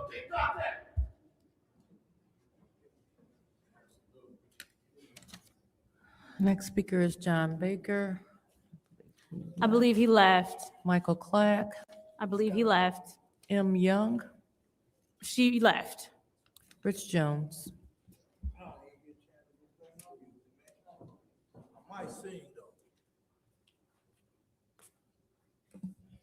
How y'all doing today? I got a whole lot of things on my mind, but I'm gonna try to just limit it to this, because I've been having a whole lot of conversations, and I must admit today I'm kind of happy about the way y'all are conducting yourselves and stuff in the meeting. You know, people be calling me up and they be trying to point out the differences and the negative things about the council, and I'm like, hold on, bro. I think this could be a very good council. They like, what the hell is you talking about? How can this council be good? I said, because there's so much division between them that if they put the citizens first and stop worrying about what they don't like about each other or what problem they have or whatever going on that's negative, because that's what's wrong with our city. We always communicate on what's negative, what we don't like about somebody, what somebody ain't doing, what somebody done wrong. And then in the same voice, when that person do something right, you can't even say, man, good job. You ignore the fact that they do stuff. And it's not dealing with y'all, but this is just our city in general. When people are trying to do something good, if you're not going to support what they're doing good, that's all right. But damn it, don't try to stop it from happening. We got a lot of problems in this city, on this council, off this council, and this is something else. Every seat is up in Flint, Michigan. You got your county commission seats, You got your council seats, you got your mayor seat, you got your state rep seat, you got your senate seats, you got school board seats. We need to look at everything. And all I'm asking for the city council, because we have issues as citizens that y'all can only address as citizens. We ask y'all to address them with us. Like Rayvon, for example. We ask y'all to stand with us when we stand up against somebody coming in here and shooting a young black man in the back. We asked y'all to have a conversation saying that he was shot in the back. I want to phrase off of the fact that Mr. Swanson, who's running for sheriff, he stated about people not being shot in the back. Thank you. Thank y'all very much. Ran out of time. Next public speaker, Madam Clerk. Next speaker is Tanya Jones. I believe she left. Dion Freeman.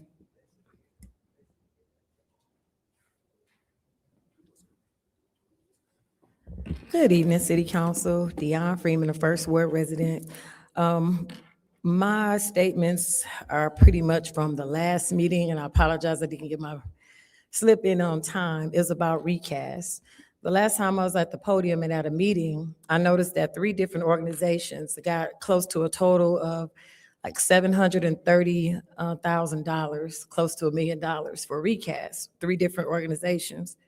So seeing another $100,000 on the agenda going to recast is causing me to ask or a question a whole lot about what is recast actually doing for the city besides having workshops?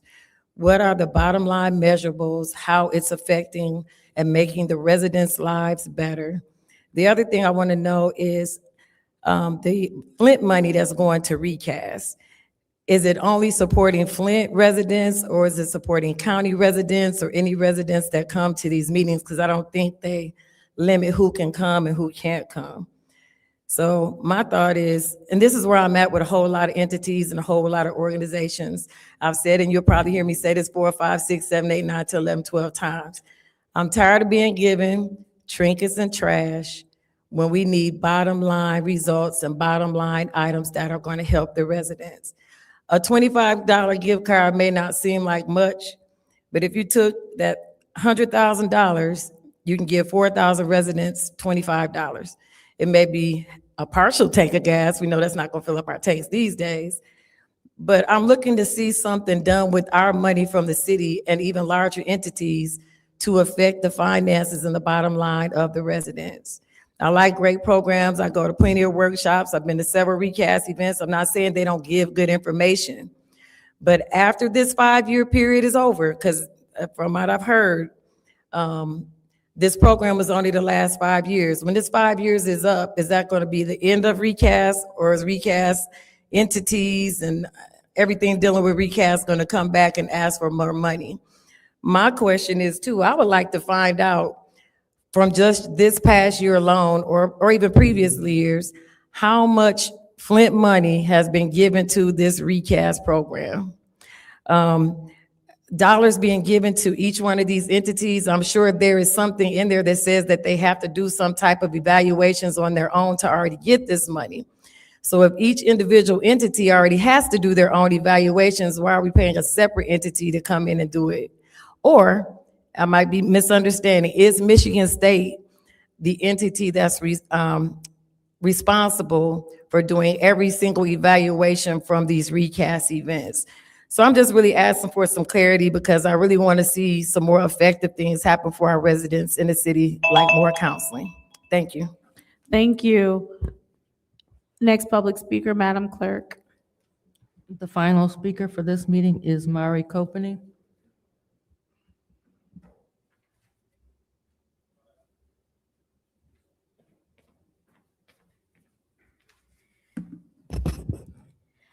A few things tonight. First, it's dangerously cold and our homeless population is extremely vulnerable.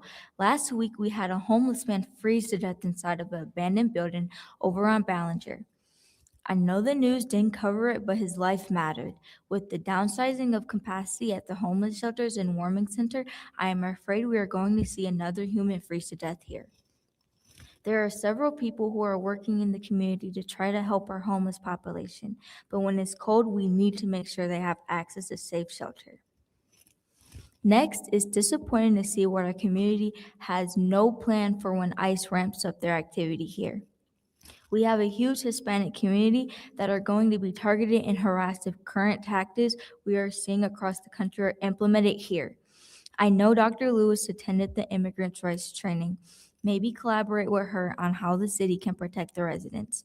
Last week, Chef Baker brought to your attention the terrible food quality in the few local grocery stores. Let's start with Mr. B's in the Landmark and Landmark in the 1st Ward and the Fresh Church in the 4th Ward. In the last 24 hours, I have gotten over a dozen comments of people finding spoiled and expired food in all these stores. Access to safe and expired food should be the bare minimum for our community. I know at least one of you is working on that, but this is an issue that affects our entire city, so I expect all of you to help figure out how to make sure these stores aren't selling us garbage. And to the councilman in the 1st Ward, since you keep on reiterating that you have never met me, hi, I'm Mari Kopany. I've been a clean water activist since I've been 8 years old. My letter convinced President Obama to come to Flint, which led to me having a huge platform. I used that platform to advocate for clean water, not only for Flint, but for my entire community. I also use my platform to better my community through the events I throw for local kids. In the past 10 years, I've helped over 40,000 kids with zero hope for local leadership. So please do your job. Wow. Yeah, First Ward, Councilman. Thank you. Next public speaker, Madam Clerk. That was the last speaker. Thank you. Seeing as how that was the last public speaker, it is now time for council response. Council members may respond once to all public speakers, only after public speakers have spoken.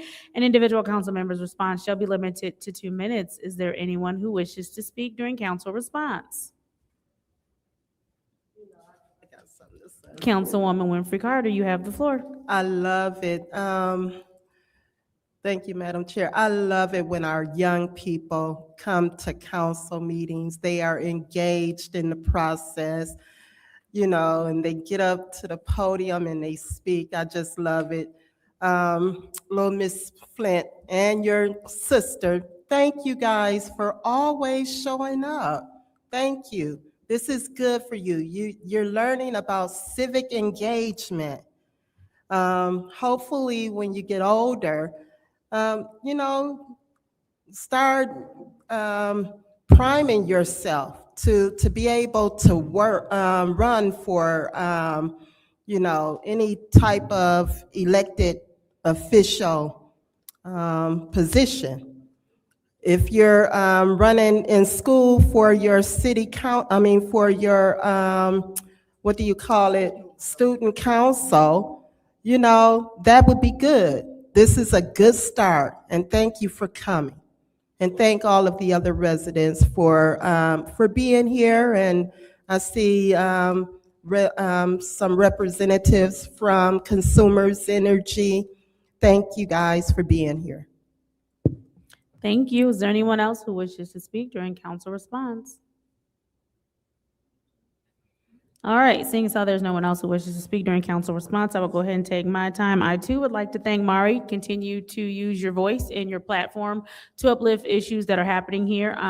What's happening in Flint is not, it's not exclusive to Flint. And so the help and solutions that you provide for our city could also lead to help and solutions for other cities. So please continue to use your platform in a positive, uplifting manner. I do want to also speak about the fact that we do need to uplift more because we have a Latino population, and we need to make sure that they understand that we honor and respect them and their presence in our community, and that we stand with them as we see what's happening across the nation, that we make sure that we take a stand here in Flint as well. So thank you for uplifting that. And it is very important. We had a young man that was here on Monday who made a similar request to you. And so we are working with our legal department to see what steps we can take as a council to ensure that all people that live in the city of Flint are treated humanely, fairly, and judiciously, because we do know that we are seeing an uprising of rights being violated. And so here in the city of Flint, we want to make sure that we are standing on the front line to protect rights. So thank you so much. With that said, I will yield my time during public speaking. It is now time for our special order discussion items. We will start with discussion item 250431-T, which is the discussion item for an administrative update of water testing 34 through 3600 blocks of Brownell Boulevard. This was ordered by Council President Lewis, who is absent. So we will go ahead and do about a 10-minute discussion to see if maybe one of my colleagues has something they want to weigh in on. I believe our city administrator may be in the back. If you would like to come and provide an update. I do say this with the caveat of working in water, so understanding how this process works and maybe us needing to make the decision as a body to not put this on here every meeting, simply because there will not be updates every meeting. Sometimes these things are not available. We did have a big ask for him. I want us to also be cognizant of the fact that when you start talking about testing 100 homes, that you will have a hard time finding a full panel test. And so most people start testing, it's one metal costs one thing, and then there's additional dollars for each metal after. The dollars are a different amount, but still there's an additional dollar amount. And then also when you start talking about testing for bacteria, that's going to run you more than metals. And so when you ask for that for 100 homes, the administration has to figure out what that looks like and how that has to go. I think that our original request for a full panel may be a bit of a big lift too, as I know we don't have the funding to pay for a full panel for 100 homes. So we might need to zero in more specifically on what the issue could possibly be, and then ask for those specific things to be tested for. With that said, can we start the time? Mr. Edwards, it's on you. You completed my statement. That's spot on. That's all I came here to say, is that after making the phone calls and talking with the various companies, that's what I concluded out of it, is that they charge based on what they're testing for. Yes. So you got to tell them what they're testing for, and your order doesn't really specify that. They don't deal in such things as full panel, a full water panel. They don't know what that is. Yep. They want to know what elements do you want them to test for. And so I'll tell them it can be up to 100 or even more. But I got to tell them what elements am I looking for, Right. and then they'll test for that. So that's really up to the community or people who had the complaint and wanted the water tested. Then I need to know, from this body, exactly what do you want me to test for, and then I can go ahead and get that situated, and they can do what is necessary at that point. But that's something you'd have to give me the information as to what you want done, and then I'll make sure that it gets done. Absolutely. Before I take time, is there anyone who would like the floor? Okay. You're so funny. I mean, it's kind of what I do every day. Thank you, Judy. I appreciate that. No, Mr. Edwards is 1,000% correct. The way this has to work, and I think that we are going to have to once again modify the resolution, because what we need to do is first find out what the concerns are. I know some people are having some concerns with black mold, and some people are saying maybe there's an odor. So we have to narrow down what they're saying the specific odor is. I know some people are saying that there's a discoloration we need to narrow down the specific discoloration as well. And then from there, we can determine what it likely sounds like, and we can do that with our water experts here at the city. But we need to narrow down those few things to decide. We know that we're going to do bacteria testing for sure. We know that's happening. But when we start talking about some of the other things, when we get into, he's used the correct term in saying elements, but we're saying metals. So when we get into testing metals, we need to decide, are we testing for lead? Are we testing for copper? Are we testing for manganese? We have to decide that, but we can only decide that based on what the households are saying, what's more prevalent. And so if you're going to do that for 100 households, just know your first metal is going to cost you one thing, and then your next metals are additionally probably going to be $10 after that for however many metals, and you're going to have to multiply that by 100. And then bacteria testing has its own cost as well, which costs more than testing for metals, and you're going to have to multiply that number by 100 as well. And then you're gonna have to decide what bacteria you're testing for. So us putting this on here every week and expecting him to have an answer when we've given him a blanket statement is not fair. So is anyone who would like the floor? I just would maybe like to have some dialogue with Yes, sir. you here now around Okay, this. absolutely. Because I do absolutely understand and can appreciate not having to have him come every week. Mm-hmm.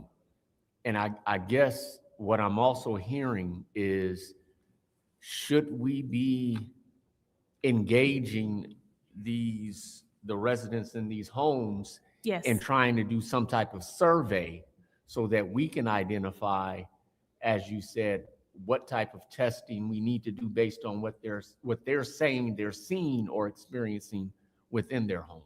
Correct.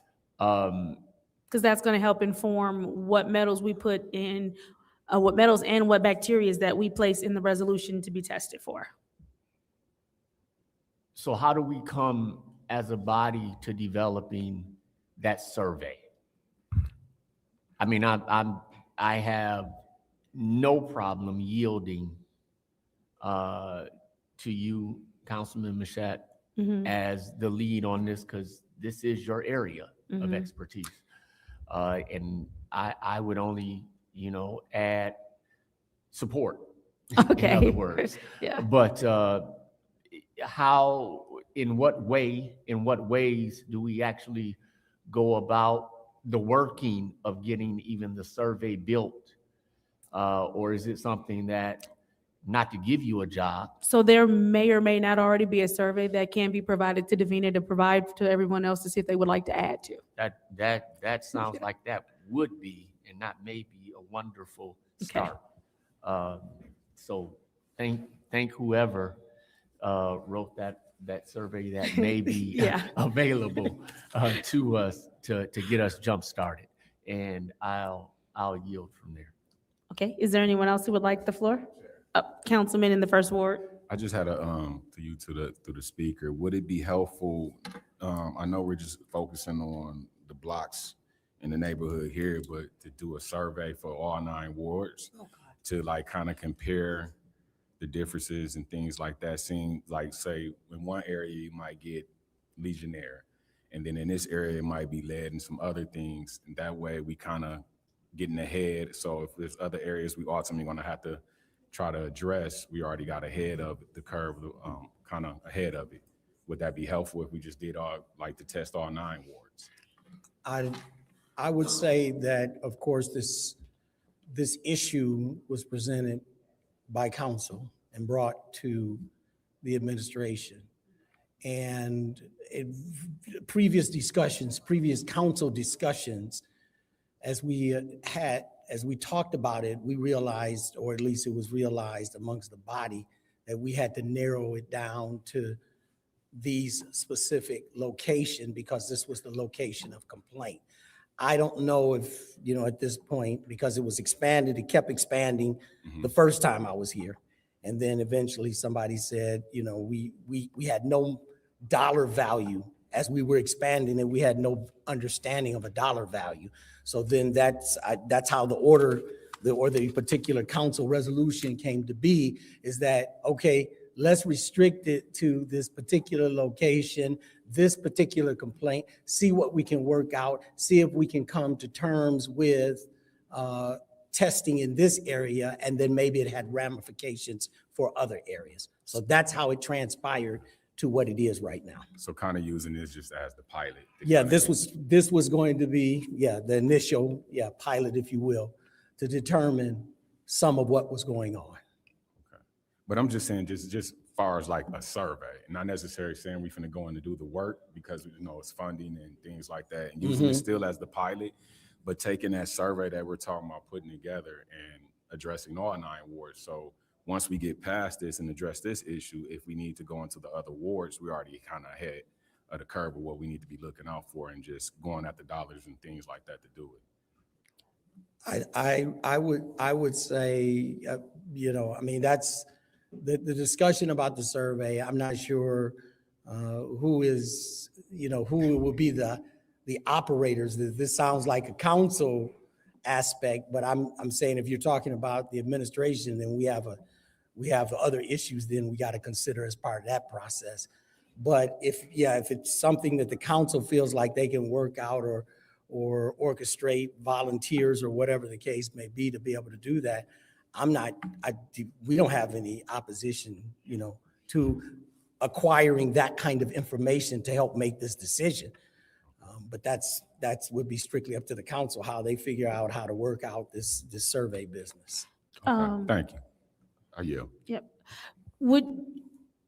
I think it's almost, we needed to have the survey amongst the council, but I think we also need to send it to the Office of Public Health to see if maybe they have some suggestions that we need to add in the survey as well. Then we can also share it with Mr. Dungy to see if maybe there are some questions he would need answered in that survey as well. They certainly could support that effort, yes. Okay. Is there anyone else who would like the floor? Councilwoman Priestley? I do like the idea of having to choose which metals we want to test for. We have to do that. And I think the metals that we need to choose are those that are most detrimental to life. The lead is one, because that's obvious for this state, for this city. But I don't know what the others might be, but it's something that we've got to consider as the most detrimental to the residents of the city and concentrate our money there. Thank you. Is there anyone else who would like the floor? Yeah, Councilwoman. thank you, Madam Chair. Mr. Edwards, so in reaching out to the different companies, how many companies did you say? 3. 3? Yes. Did they provide you with a list of things that they do offer and test for? No. No? Okay. I say no because that wasn't the nature of the question. The nature of the inquiry to them was, we need to have services to these Right. homes, and we need to test water and so forth, and provide the feedback, to council and to residents. What does that look like and what does it cost? Their next question was, what metals are we, or Right. what chemicals are we testing for? What are we looking for? Okay. Yep. So with that, the 3 labs that are around here that he likely spoke to, because I don't know who he spoke to, but I know the labs that he likely spoke to, they can test for any and everything you want tested for, but it becomes a matter of you telling them what specifically you're looking for. And then from there, again, we all have to consider, because we've already said 100 homes. So you have that first metal that costs one thing, and then each metal costs less than the initial, but it's still going to be a cost per metal, and you have to multiply that by 100. Then you're going to have that bacteria. That's going to be its own price that you're going to have to multiply by 100. So when we start listing this out, and I'm not putting a price on life, I'm telling y'all that it's going to cost you. Very well said, Ms. Jackson. Is there anyone else who would like the floor? We're out of time. We're out of time. Are we done? Are we going to close it out? Yeah. We're good with And closing? Madam Chair, I'd like to make a motion to Mhm. postpone this for, to the second meeting of February. Is that going to give him and us enough time? Okay. That gives us a month. The second committee meeting in February? Yes. There's a motion on the floor to postpone this discussion item until the Let me check the second date. committee meeting Let me in give you- February. Let me give you the exact date. Okay. That would be 18th. Until February 18th. It was moved by the councilwoman in the 4th ward, supported by the councilman in the 1st ward. Roll call, Madam Clerk.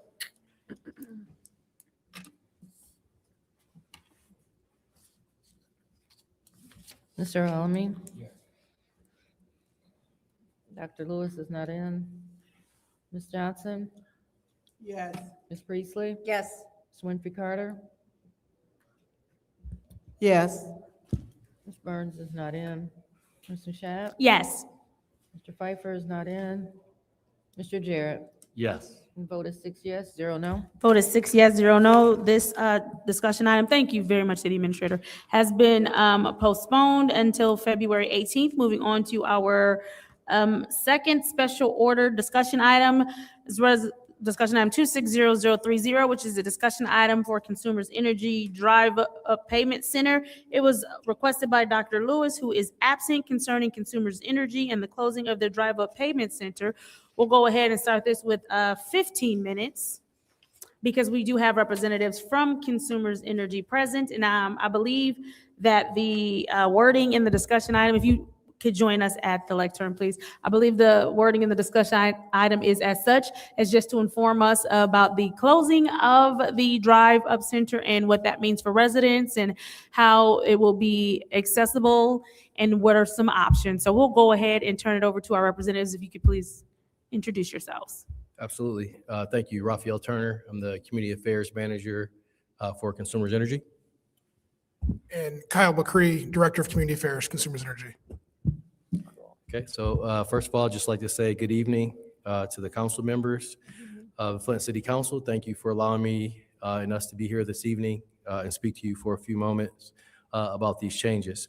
Again, my name is Raphael Turner. I serve as Community Affairs Manager. I cover Genesee County and Shiawassee County as well. And I wanted to start off by saying that we understand the importance of payment access for our customers, especially in a community like ours. I'm a Flintstone, born and raised in Flint, have been in the area for most of my life and raised my family in this community. So any changes that affect how people pay their bills deserves our explanation, transparency, and care. And I'm happy to be here before you today to give it.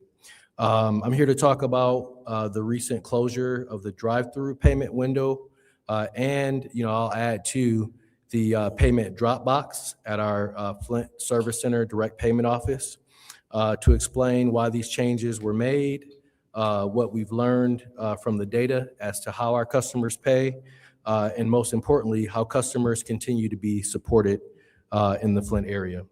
Across the utility, one note I will start off with that across the utility industry and really across many business sectors of all kind, direct in-person payment offices are really becoming obsolete when you look at the data as to how people pay. Consumers Energy is actually an outlier in this space.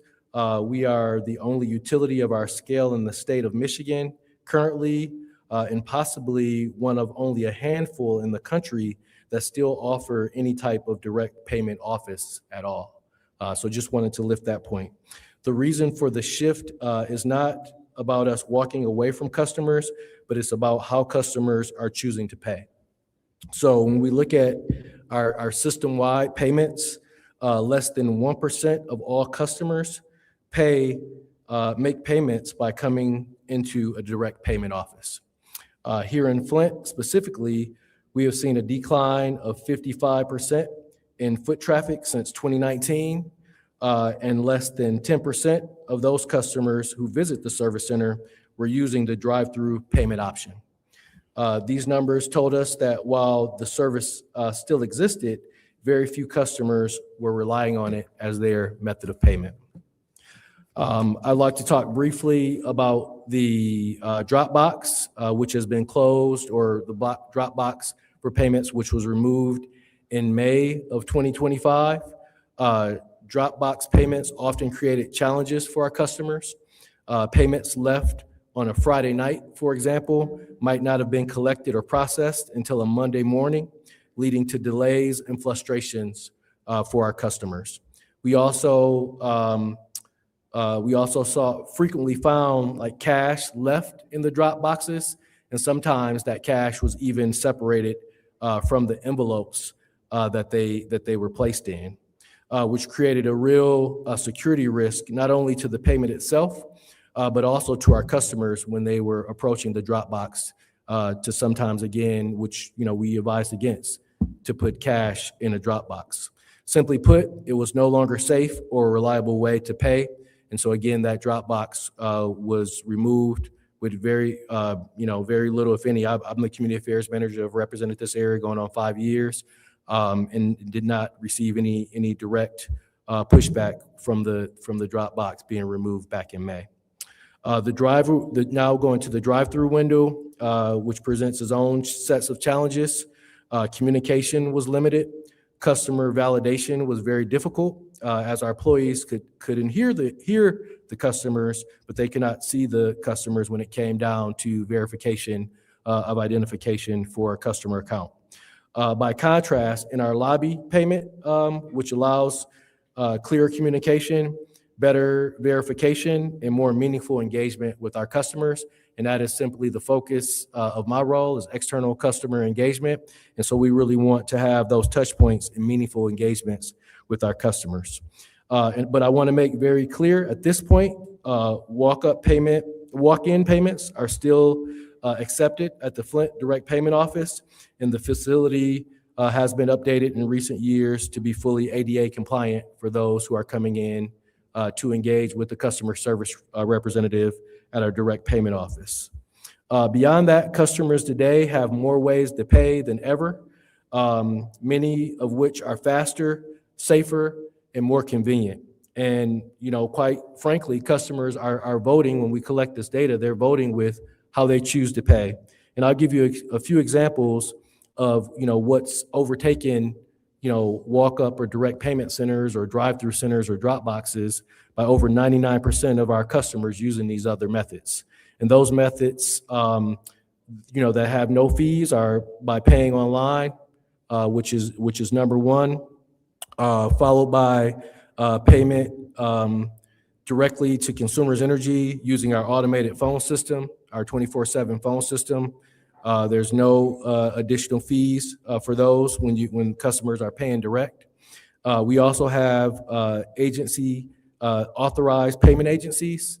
Number one used locally at Walmart, which offers extended hours, including nights and weekends, with real-time payment posting. So when the customer pays at one of our direct authorized payment agency, that payment is posted directly to their payment. Like I said, at Walmart, which is a widely used payment posting method, the only additional fee to that is $1.50 to pay per se at a Walmart. We've also looked at data around for our unbanked or underbanked customers. PayPal allows cash to be loaded at local, convenience areas like a CVS or even a 7-Eleven that can be used to streamline payments.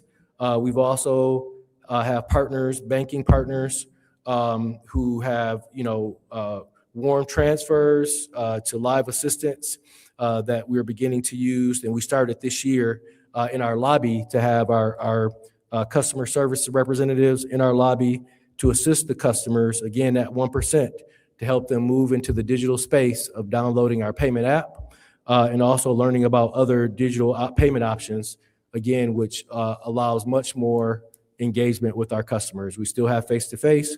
We have our direct payment center there, but there's also many digital options which customers have been moving to in most recent years.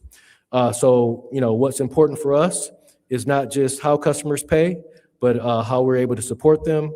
Moving away from drop boxes, drive-through payments allows us to improve security, apply payments faster, reduce errors, and create more opportunities for education and engagement and meaningful interactions with our customers.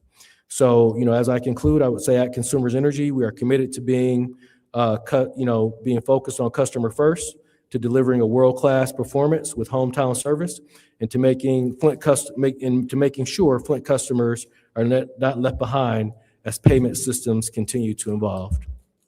These changes were made with great care, consideration, and long thought and deliberation as we looked forward to and assess the long-term safety and experiences with our customers in mind. So with that, I thank you for this time this evening, and thank you for the continued partnership with the City of Flint. Thank you. Thank you for your presentation. If you would please just stay with us for a second here. Is there anyone who wishes to have the floor in this discussion item? Madam Chair, I want to thank Councilwoman you very Priestley. much for all your statistics that you provided us. I know in the past, I used to go up and pay my bill at Consumers, especially when I was going through some hard times. And that was very convenient for me. But I've always had electronic form of method of payments and options, and I've used the Dropbox. I can understand the concerns about the Dropbox in particular, especially with them paying cash through it and being separated. Who knows what payment that goes with? So I appreciate your concerns and your sharing that information with us. Thank you. Yep, absolutely. Yeah, thank you for that. And I'll just share a quick story. I grew up, our first home was in the Evergreen Valley neighborhood, not too far from where the payment center was. My first interaction with Consumers Energy, before coming to the company years later, was going with my grandmother, right, through the drive up payment center. I mean, I understand the social aspect of customers coming there to convene, seeing neighbors, paying, and that was just the way that it used to be done years ago. It's hard, I have the opportunity to do some training that could be either virtual or driving up to Bay City and doing it in person. That virtual just doesn't cut it. I prefer in person every time because it's the interaction and it's the relationships that you can develop.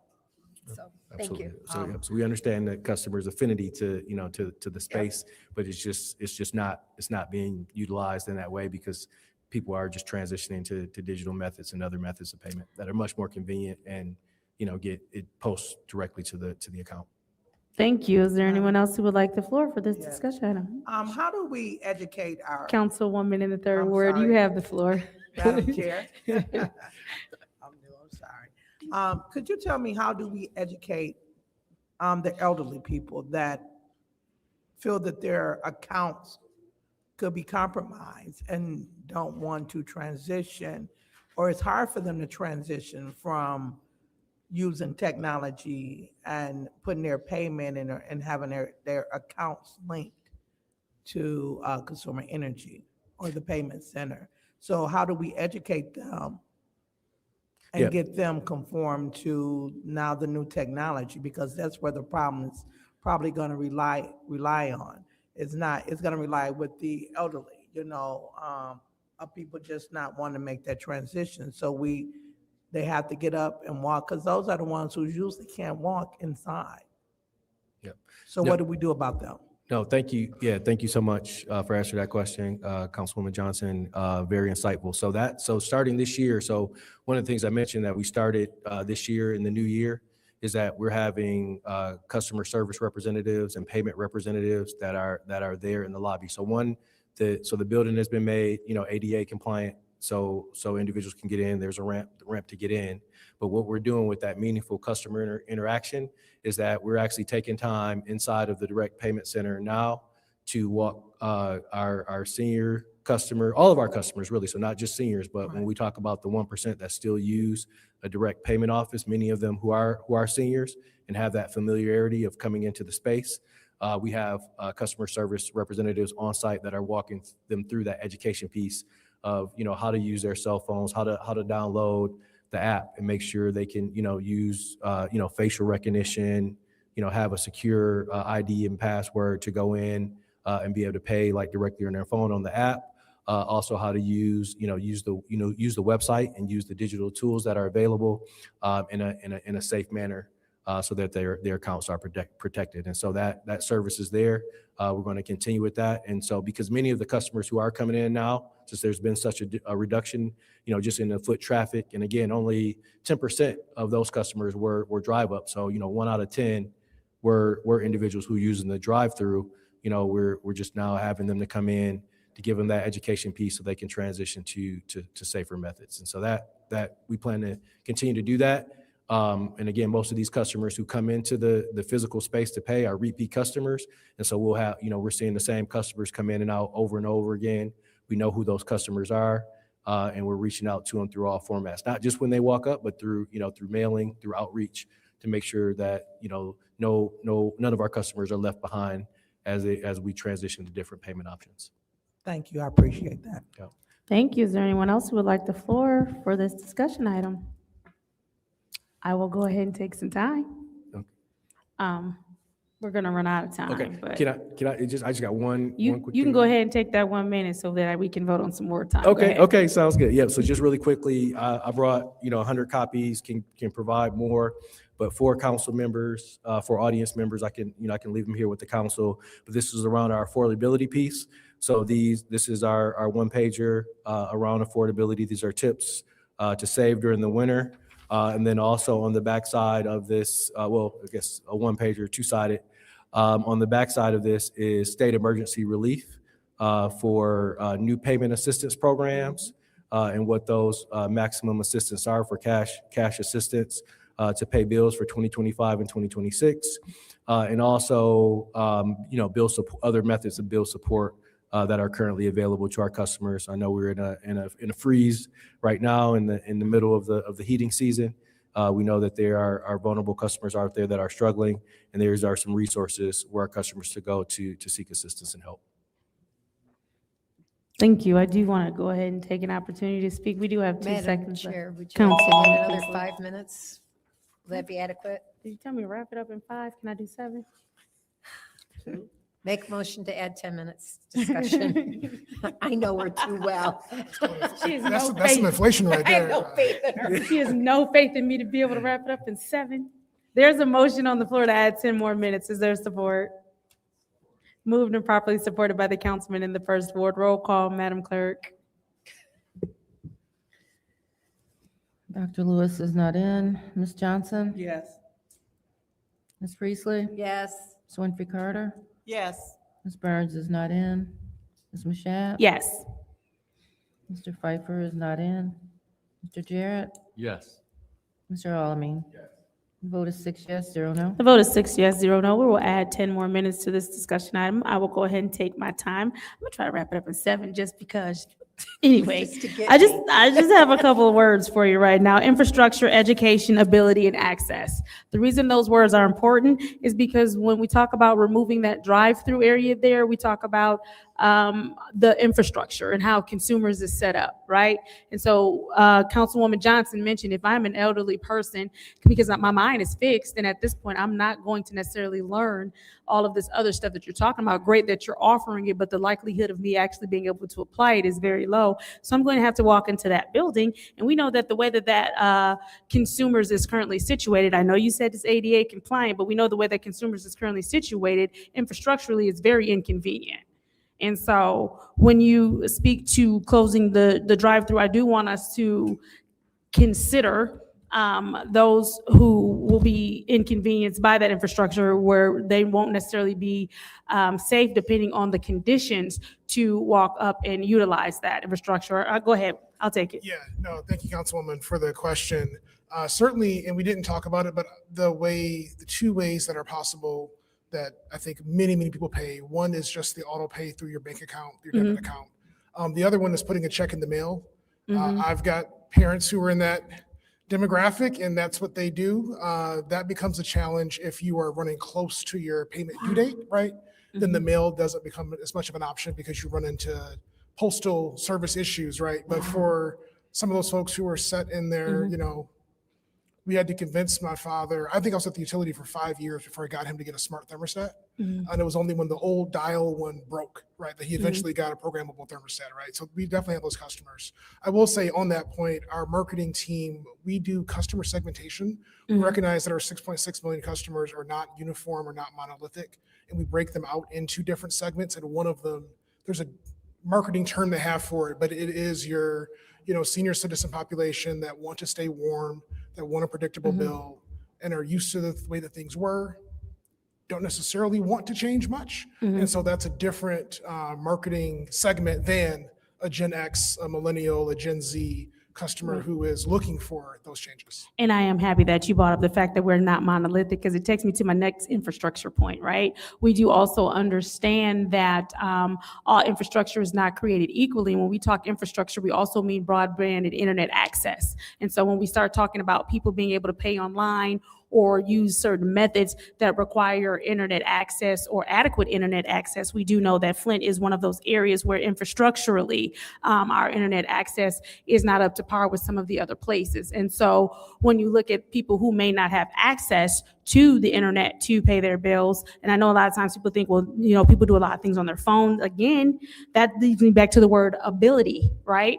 Because some older people might not have the ability to do anything other than dial. Most of them might not even want that smartphone. Excuse me, seniors. I did not mean to say old people. Seniors may not have the ability to do anything or care to learn anything beyond, using their phone just to dial out a number, because most people are being forced into smart technology when they probably would have preferred their flip phone.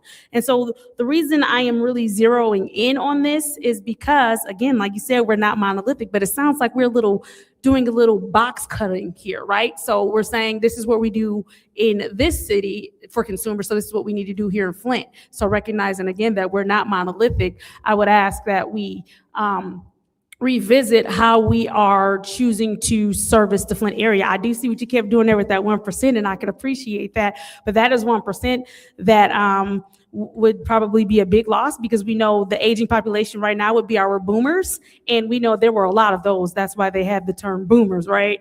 And so as they're getting older and some of this technology, again, they may not have the patience nor the desire to understand in that way. I know we also talked about the fact that people can pay their bills in other places, but we do see every year that utility companies are asking to be able to increase rates. And so while we can say only $1.50 for some of us, it might be only $1.50, but for other people, that $1.50 was to go toward that $200 bill. And we can also look at the fact that and this is a personal opinion of my own, I don't think that people should have to pay you to pay their bill. They're paying their bill, and that should be enough. There shouldn't be a charge. And so when you have to go other places like Walmart or stores, there is a charge for them to pay their bill, and they're simply just trying to pay their bill and be good stewards and do that on time. We also know that when it comes to some of the programs that you have, I believe people can only get paid up to a certain amount. So if I've already had my bill paid once or twice, and I'm no longer qualified for that specific program anymore, and I might be running late on any payment arrangement that I had, that $1.50 means the world to me. And so having that access to that drive-through for that $1.50 could be the difference between my lights being on and me sitting in complete darkness. And so I just want us to make sure that we're being cognizant of that. And then I think another thing you said of not being able to properly identify, we do know that with technology, there are all kinds of things that you can hack, and there are AI and other things that you can do to manipulate facial recognition software, fingerprints. There are all kinds of manipulative things that can happen as far as we talk about AI and all of this smart technology. And so nothing will replace, just being able to old-fashioned do it and come and drive up. I will offer a caveat, though, because I see your face. I was thinking that maybe you could all invest with some of those rate hikes y'all keep asking for, so maybe some cameras so you can look, like how they have at the bank, so you can see the person face to face as they drive up. I think that could help with your facial recognition problem. But if that is not an option, I noticed you named a couple of places where people could go and take care of their bills. One of the places that you can take care of a bill here in the city of Flint is the Clio Road drive-through station. They can still drive through there. Have you all thought about maybe partnering with the city of Flint to take consumer payments at that drive-through station? We have. I'm going to deal with a couple of issues mentioned also. We only have, I think, 7 in-person payment offices across our service territory. Sheriff mentioned that's becoming very rare. When you look at our rural customers, most of them are not in the city of Flint. Most of them are actually in rural Michigan. They've never been near a payment center ever. They live in a more remote area. So we do think about those issues. I also see, and they definitely have poor access to infrastructure when we talk about broadband. Yeah, I also see a council member wearing a work shirt, I think it is, from a place where I'm a former employee years ago under a different name. And the drive-through where I used to go and bank at is no longer a physical drive-through. There's an automated, machine thing, and then you can go inside, right? It's not the tube, that infrastructure style is just going away. It's very expensive infrastructure to maintain.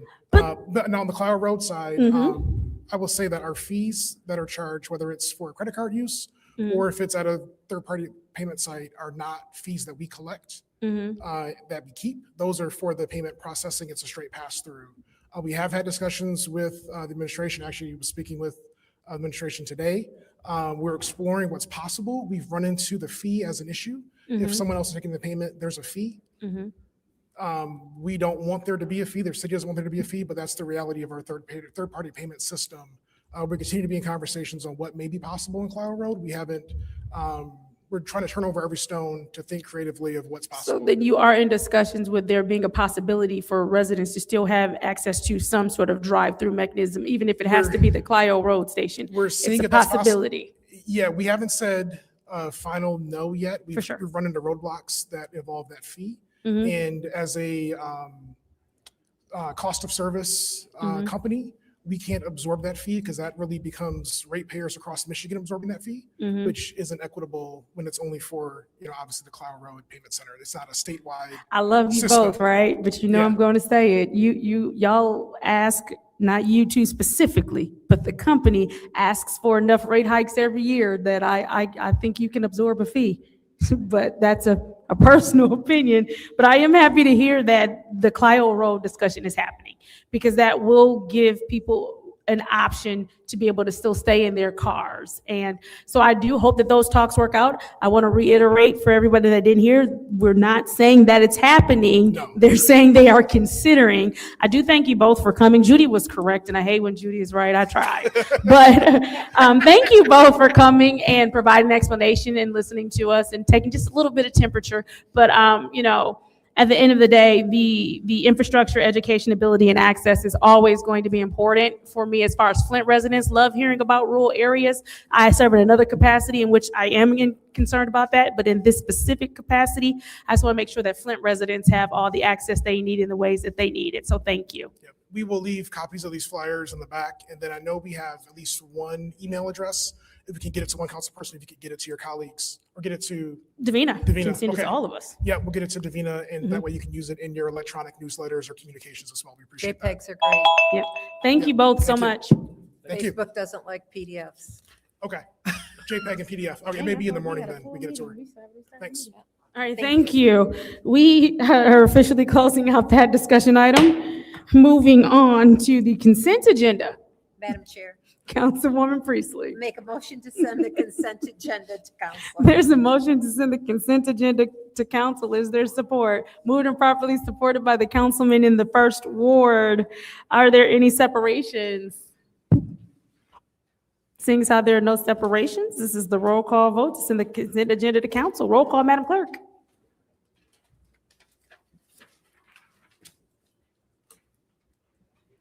Ms. Johnson, Yes. Ms. Priestley, Yes. Ms. Winfrey Carter, Yes. Ms. Burns is absent. Ms. Mashat, Yes. Mr. Pfeiffer is absent. Mr. Jarrett, Yes. Mr. Alamin. Dr. Lewis is absent. The vote is 6 yes, 0 no. The vote is 6 yes, 0 no. The consent agenda has been sent to council. I will. Motion to adjourn. There's a motion to adjourn by Councilwoman Priestley. Is there support? Supported by Councilman El Alamin. Roll call, Madam Clerk. Ms. Priestley, Yes. Ms. Winfrey Carter, Yes. Ms. Burns is absent. Ms. Mashat, Yes. Mr. Pfeiffer is absent. Mr. Jarrett, Yes. Mr. Alamin. Dr. Lewis is absent. Ms. Johnson. Yes. Vote is 6 yes, 0 no. The vote is 6 yes, 0 no. The time is 7:50 PM, Wednesday, January 21st. I hereby adjourn this Government Operations Committee meeting.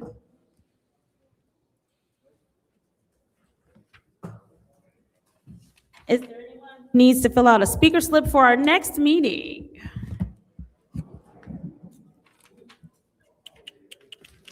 Is he filling out a slip or is he leaving? Oh. Send it. All right, Madam Clerk, we'll go ahead and start, seeing as how there is no one who wants to fill out a speaker slip. The time is now 7:51 PM on Wednesday, January 21st. I hereby call this legislative committee meeting to order. Roll call, Madam Clerk. Mr. Alamin. Dr. Lewis is not in. Ms. Johnson, Present. Ms. Priestley, Present. Ms. Winfrey Carter, Present. Ms. Burns is not in, Ms. Mashat, Present. Mr. Pfeiffer is not in, Mr. Jarrett.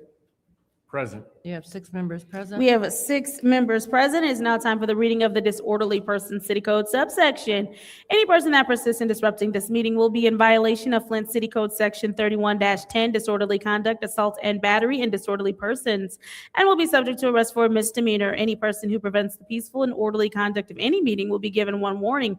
If they persist in disrupting the meeting, that individual will be subject to arrest. Violators will be removed from the meetings. Are there any requests for agenda changes and/or additions? Seeing as how there are no requests for agenda changes and/or additions, it is now time for public comment. Members of the public who wish to address the city council or its committees must register before the meeting begins. A box was placed at the entrance to the city council chambers for collection of registrations. No additional speakers or slips will be accepted after the meeting begins. A member of the public shall have no more than 3 minutes per speaker during public comment, with only 1 speaking opportunity per speaker. First public speaker, Madam Clerk. First speaker is R.L. Mitchell.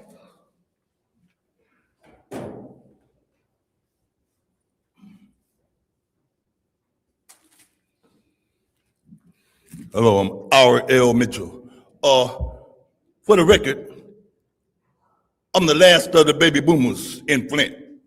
And what them consumer power people said, talking about you pay a fee to come up through they tore the box down, but I ain't never had opportunity to pay my own bills until people, like I said, they don't have to worry about paying your bill, so we'll pay it for you out of your check, out of your situation.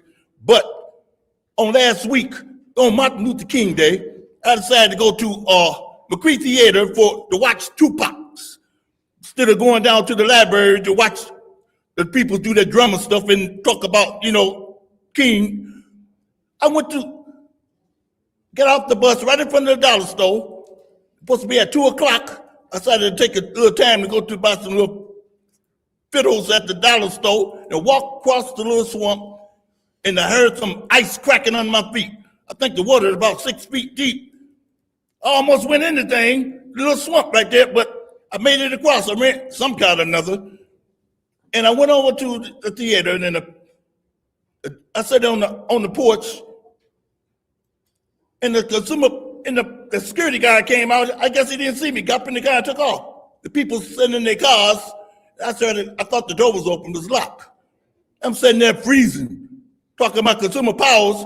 I walked, and I started to go over there and catch the bus. But when I got around the bend, I seen everybody at this drive-through thing. I'm finna go in there and get warm, but I see about 4 tie-hole policemen. There probably was 2 of them dudes were back there beating up darkies. And I didn't go in the thing because I was over there at the bus stop and with bullet holes right beside the bedroom window where they had a gunfight and killed the baby in the bed. And the bus came, and I got on the bus and said, "Sir, this is cross-country bus. You better get off. You going downtown?" And then I started to go in there in that office and get warm. And then the police checked me. I don't know what I was trying, how I retaliate with them, how they did Woodson in here. I'm always standing around, never being involved when they supposed to fight. Like I was in high school when they told me to stump the cop. I was gonna get his gun and blow it up, but I think that's what they wanted me to do. I'm supposed to be an athlete and all that stuff. Like my friend in jail over there across the street now, he's a coach, Marcellus Children's, and the dude that Jim Jones talking about, trying to get my other friend, Ernie Wingate, to represent. And then I said, "Won't you order some money and get him out of pay his bond to get him out?" They can't thinking they got little coaches. These little kids, they ain't coaching it. You just like the most consumer power man talking about pay fees when I going to pay for their grandmama and after the terrorists and stuff. All this junk and Flint. Give me my money, you stick. You say something, Ms. Priestley. Thank you. Next public speaker, Madam Clerk. I thought you were about to do a cartwheel. Next public speaker, Madam Clerk. Next speaker is Dion Freeman. Okay. And I believe Mari Copney has left. Yep. That was the only speaker for this meeting. She done. Okay, perfect. So then that was our final public speaker. It's now time for council response. Council members may respond once to all public speakers, only after all public speakers have spoken. An individual council member's response shall be limited to 2 minutes. Is there anyone who would like to speak during council response? All right, seeing as how there's no one who would like to speak during council response, really quickly, I do want to remind everyone, the next 2 days, we are going to be at -11 degrees at night, and so if you can get somewhere warm, please get somewhere warm. Please bring your animals, your pets, your cats, your dogs, whatever animal you may have outside. Make sure that you are bringing them inside the home as well, so we do not have any unfortunate casualties as it relates to either human or animals. That is my time. We will move on to the consent agenda. Madam Chair, Councilwoman in the 4th Ward. make a motion to send the consent agenda to council. There's a motion to send the consent agenda to council by the councilwoman in the 4th Ward, properly supported by the councilman in the 1st Ward. Are there separations? Seeing as how there are no separations, we'll go ahead and vote to send the consent agenda to council. Roll call, Madam Clerk. Mr. Alamin? Dr. Lewis is not in. Ms. Johnson? Yes. Ms. Priestley? Yes. Ms. Winfrey Carter? Yes. Ms. Burns is not in. Ms. Mashat? Yes. Mr. Pfeiffer is not in. Mr. Jarrett? Yes.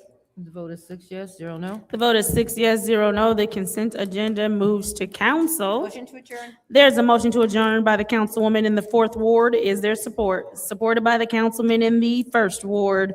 Roll call, Madam Clerk. Dr. Lewis is not in. Ms. Johnson? Yes. Ms. Priestley? Yes. Ms. Winfrey Carter?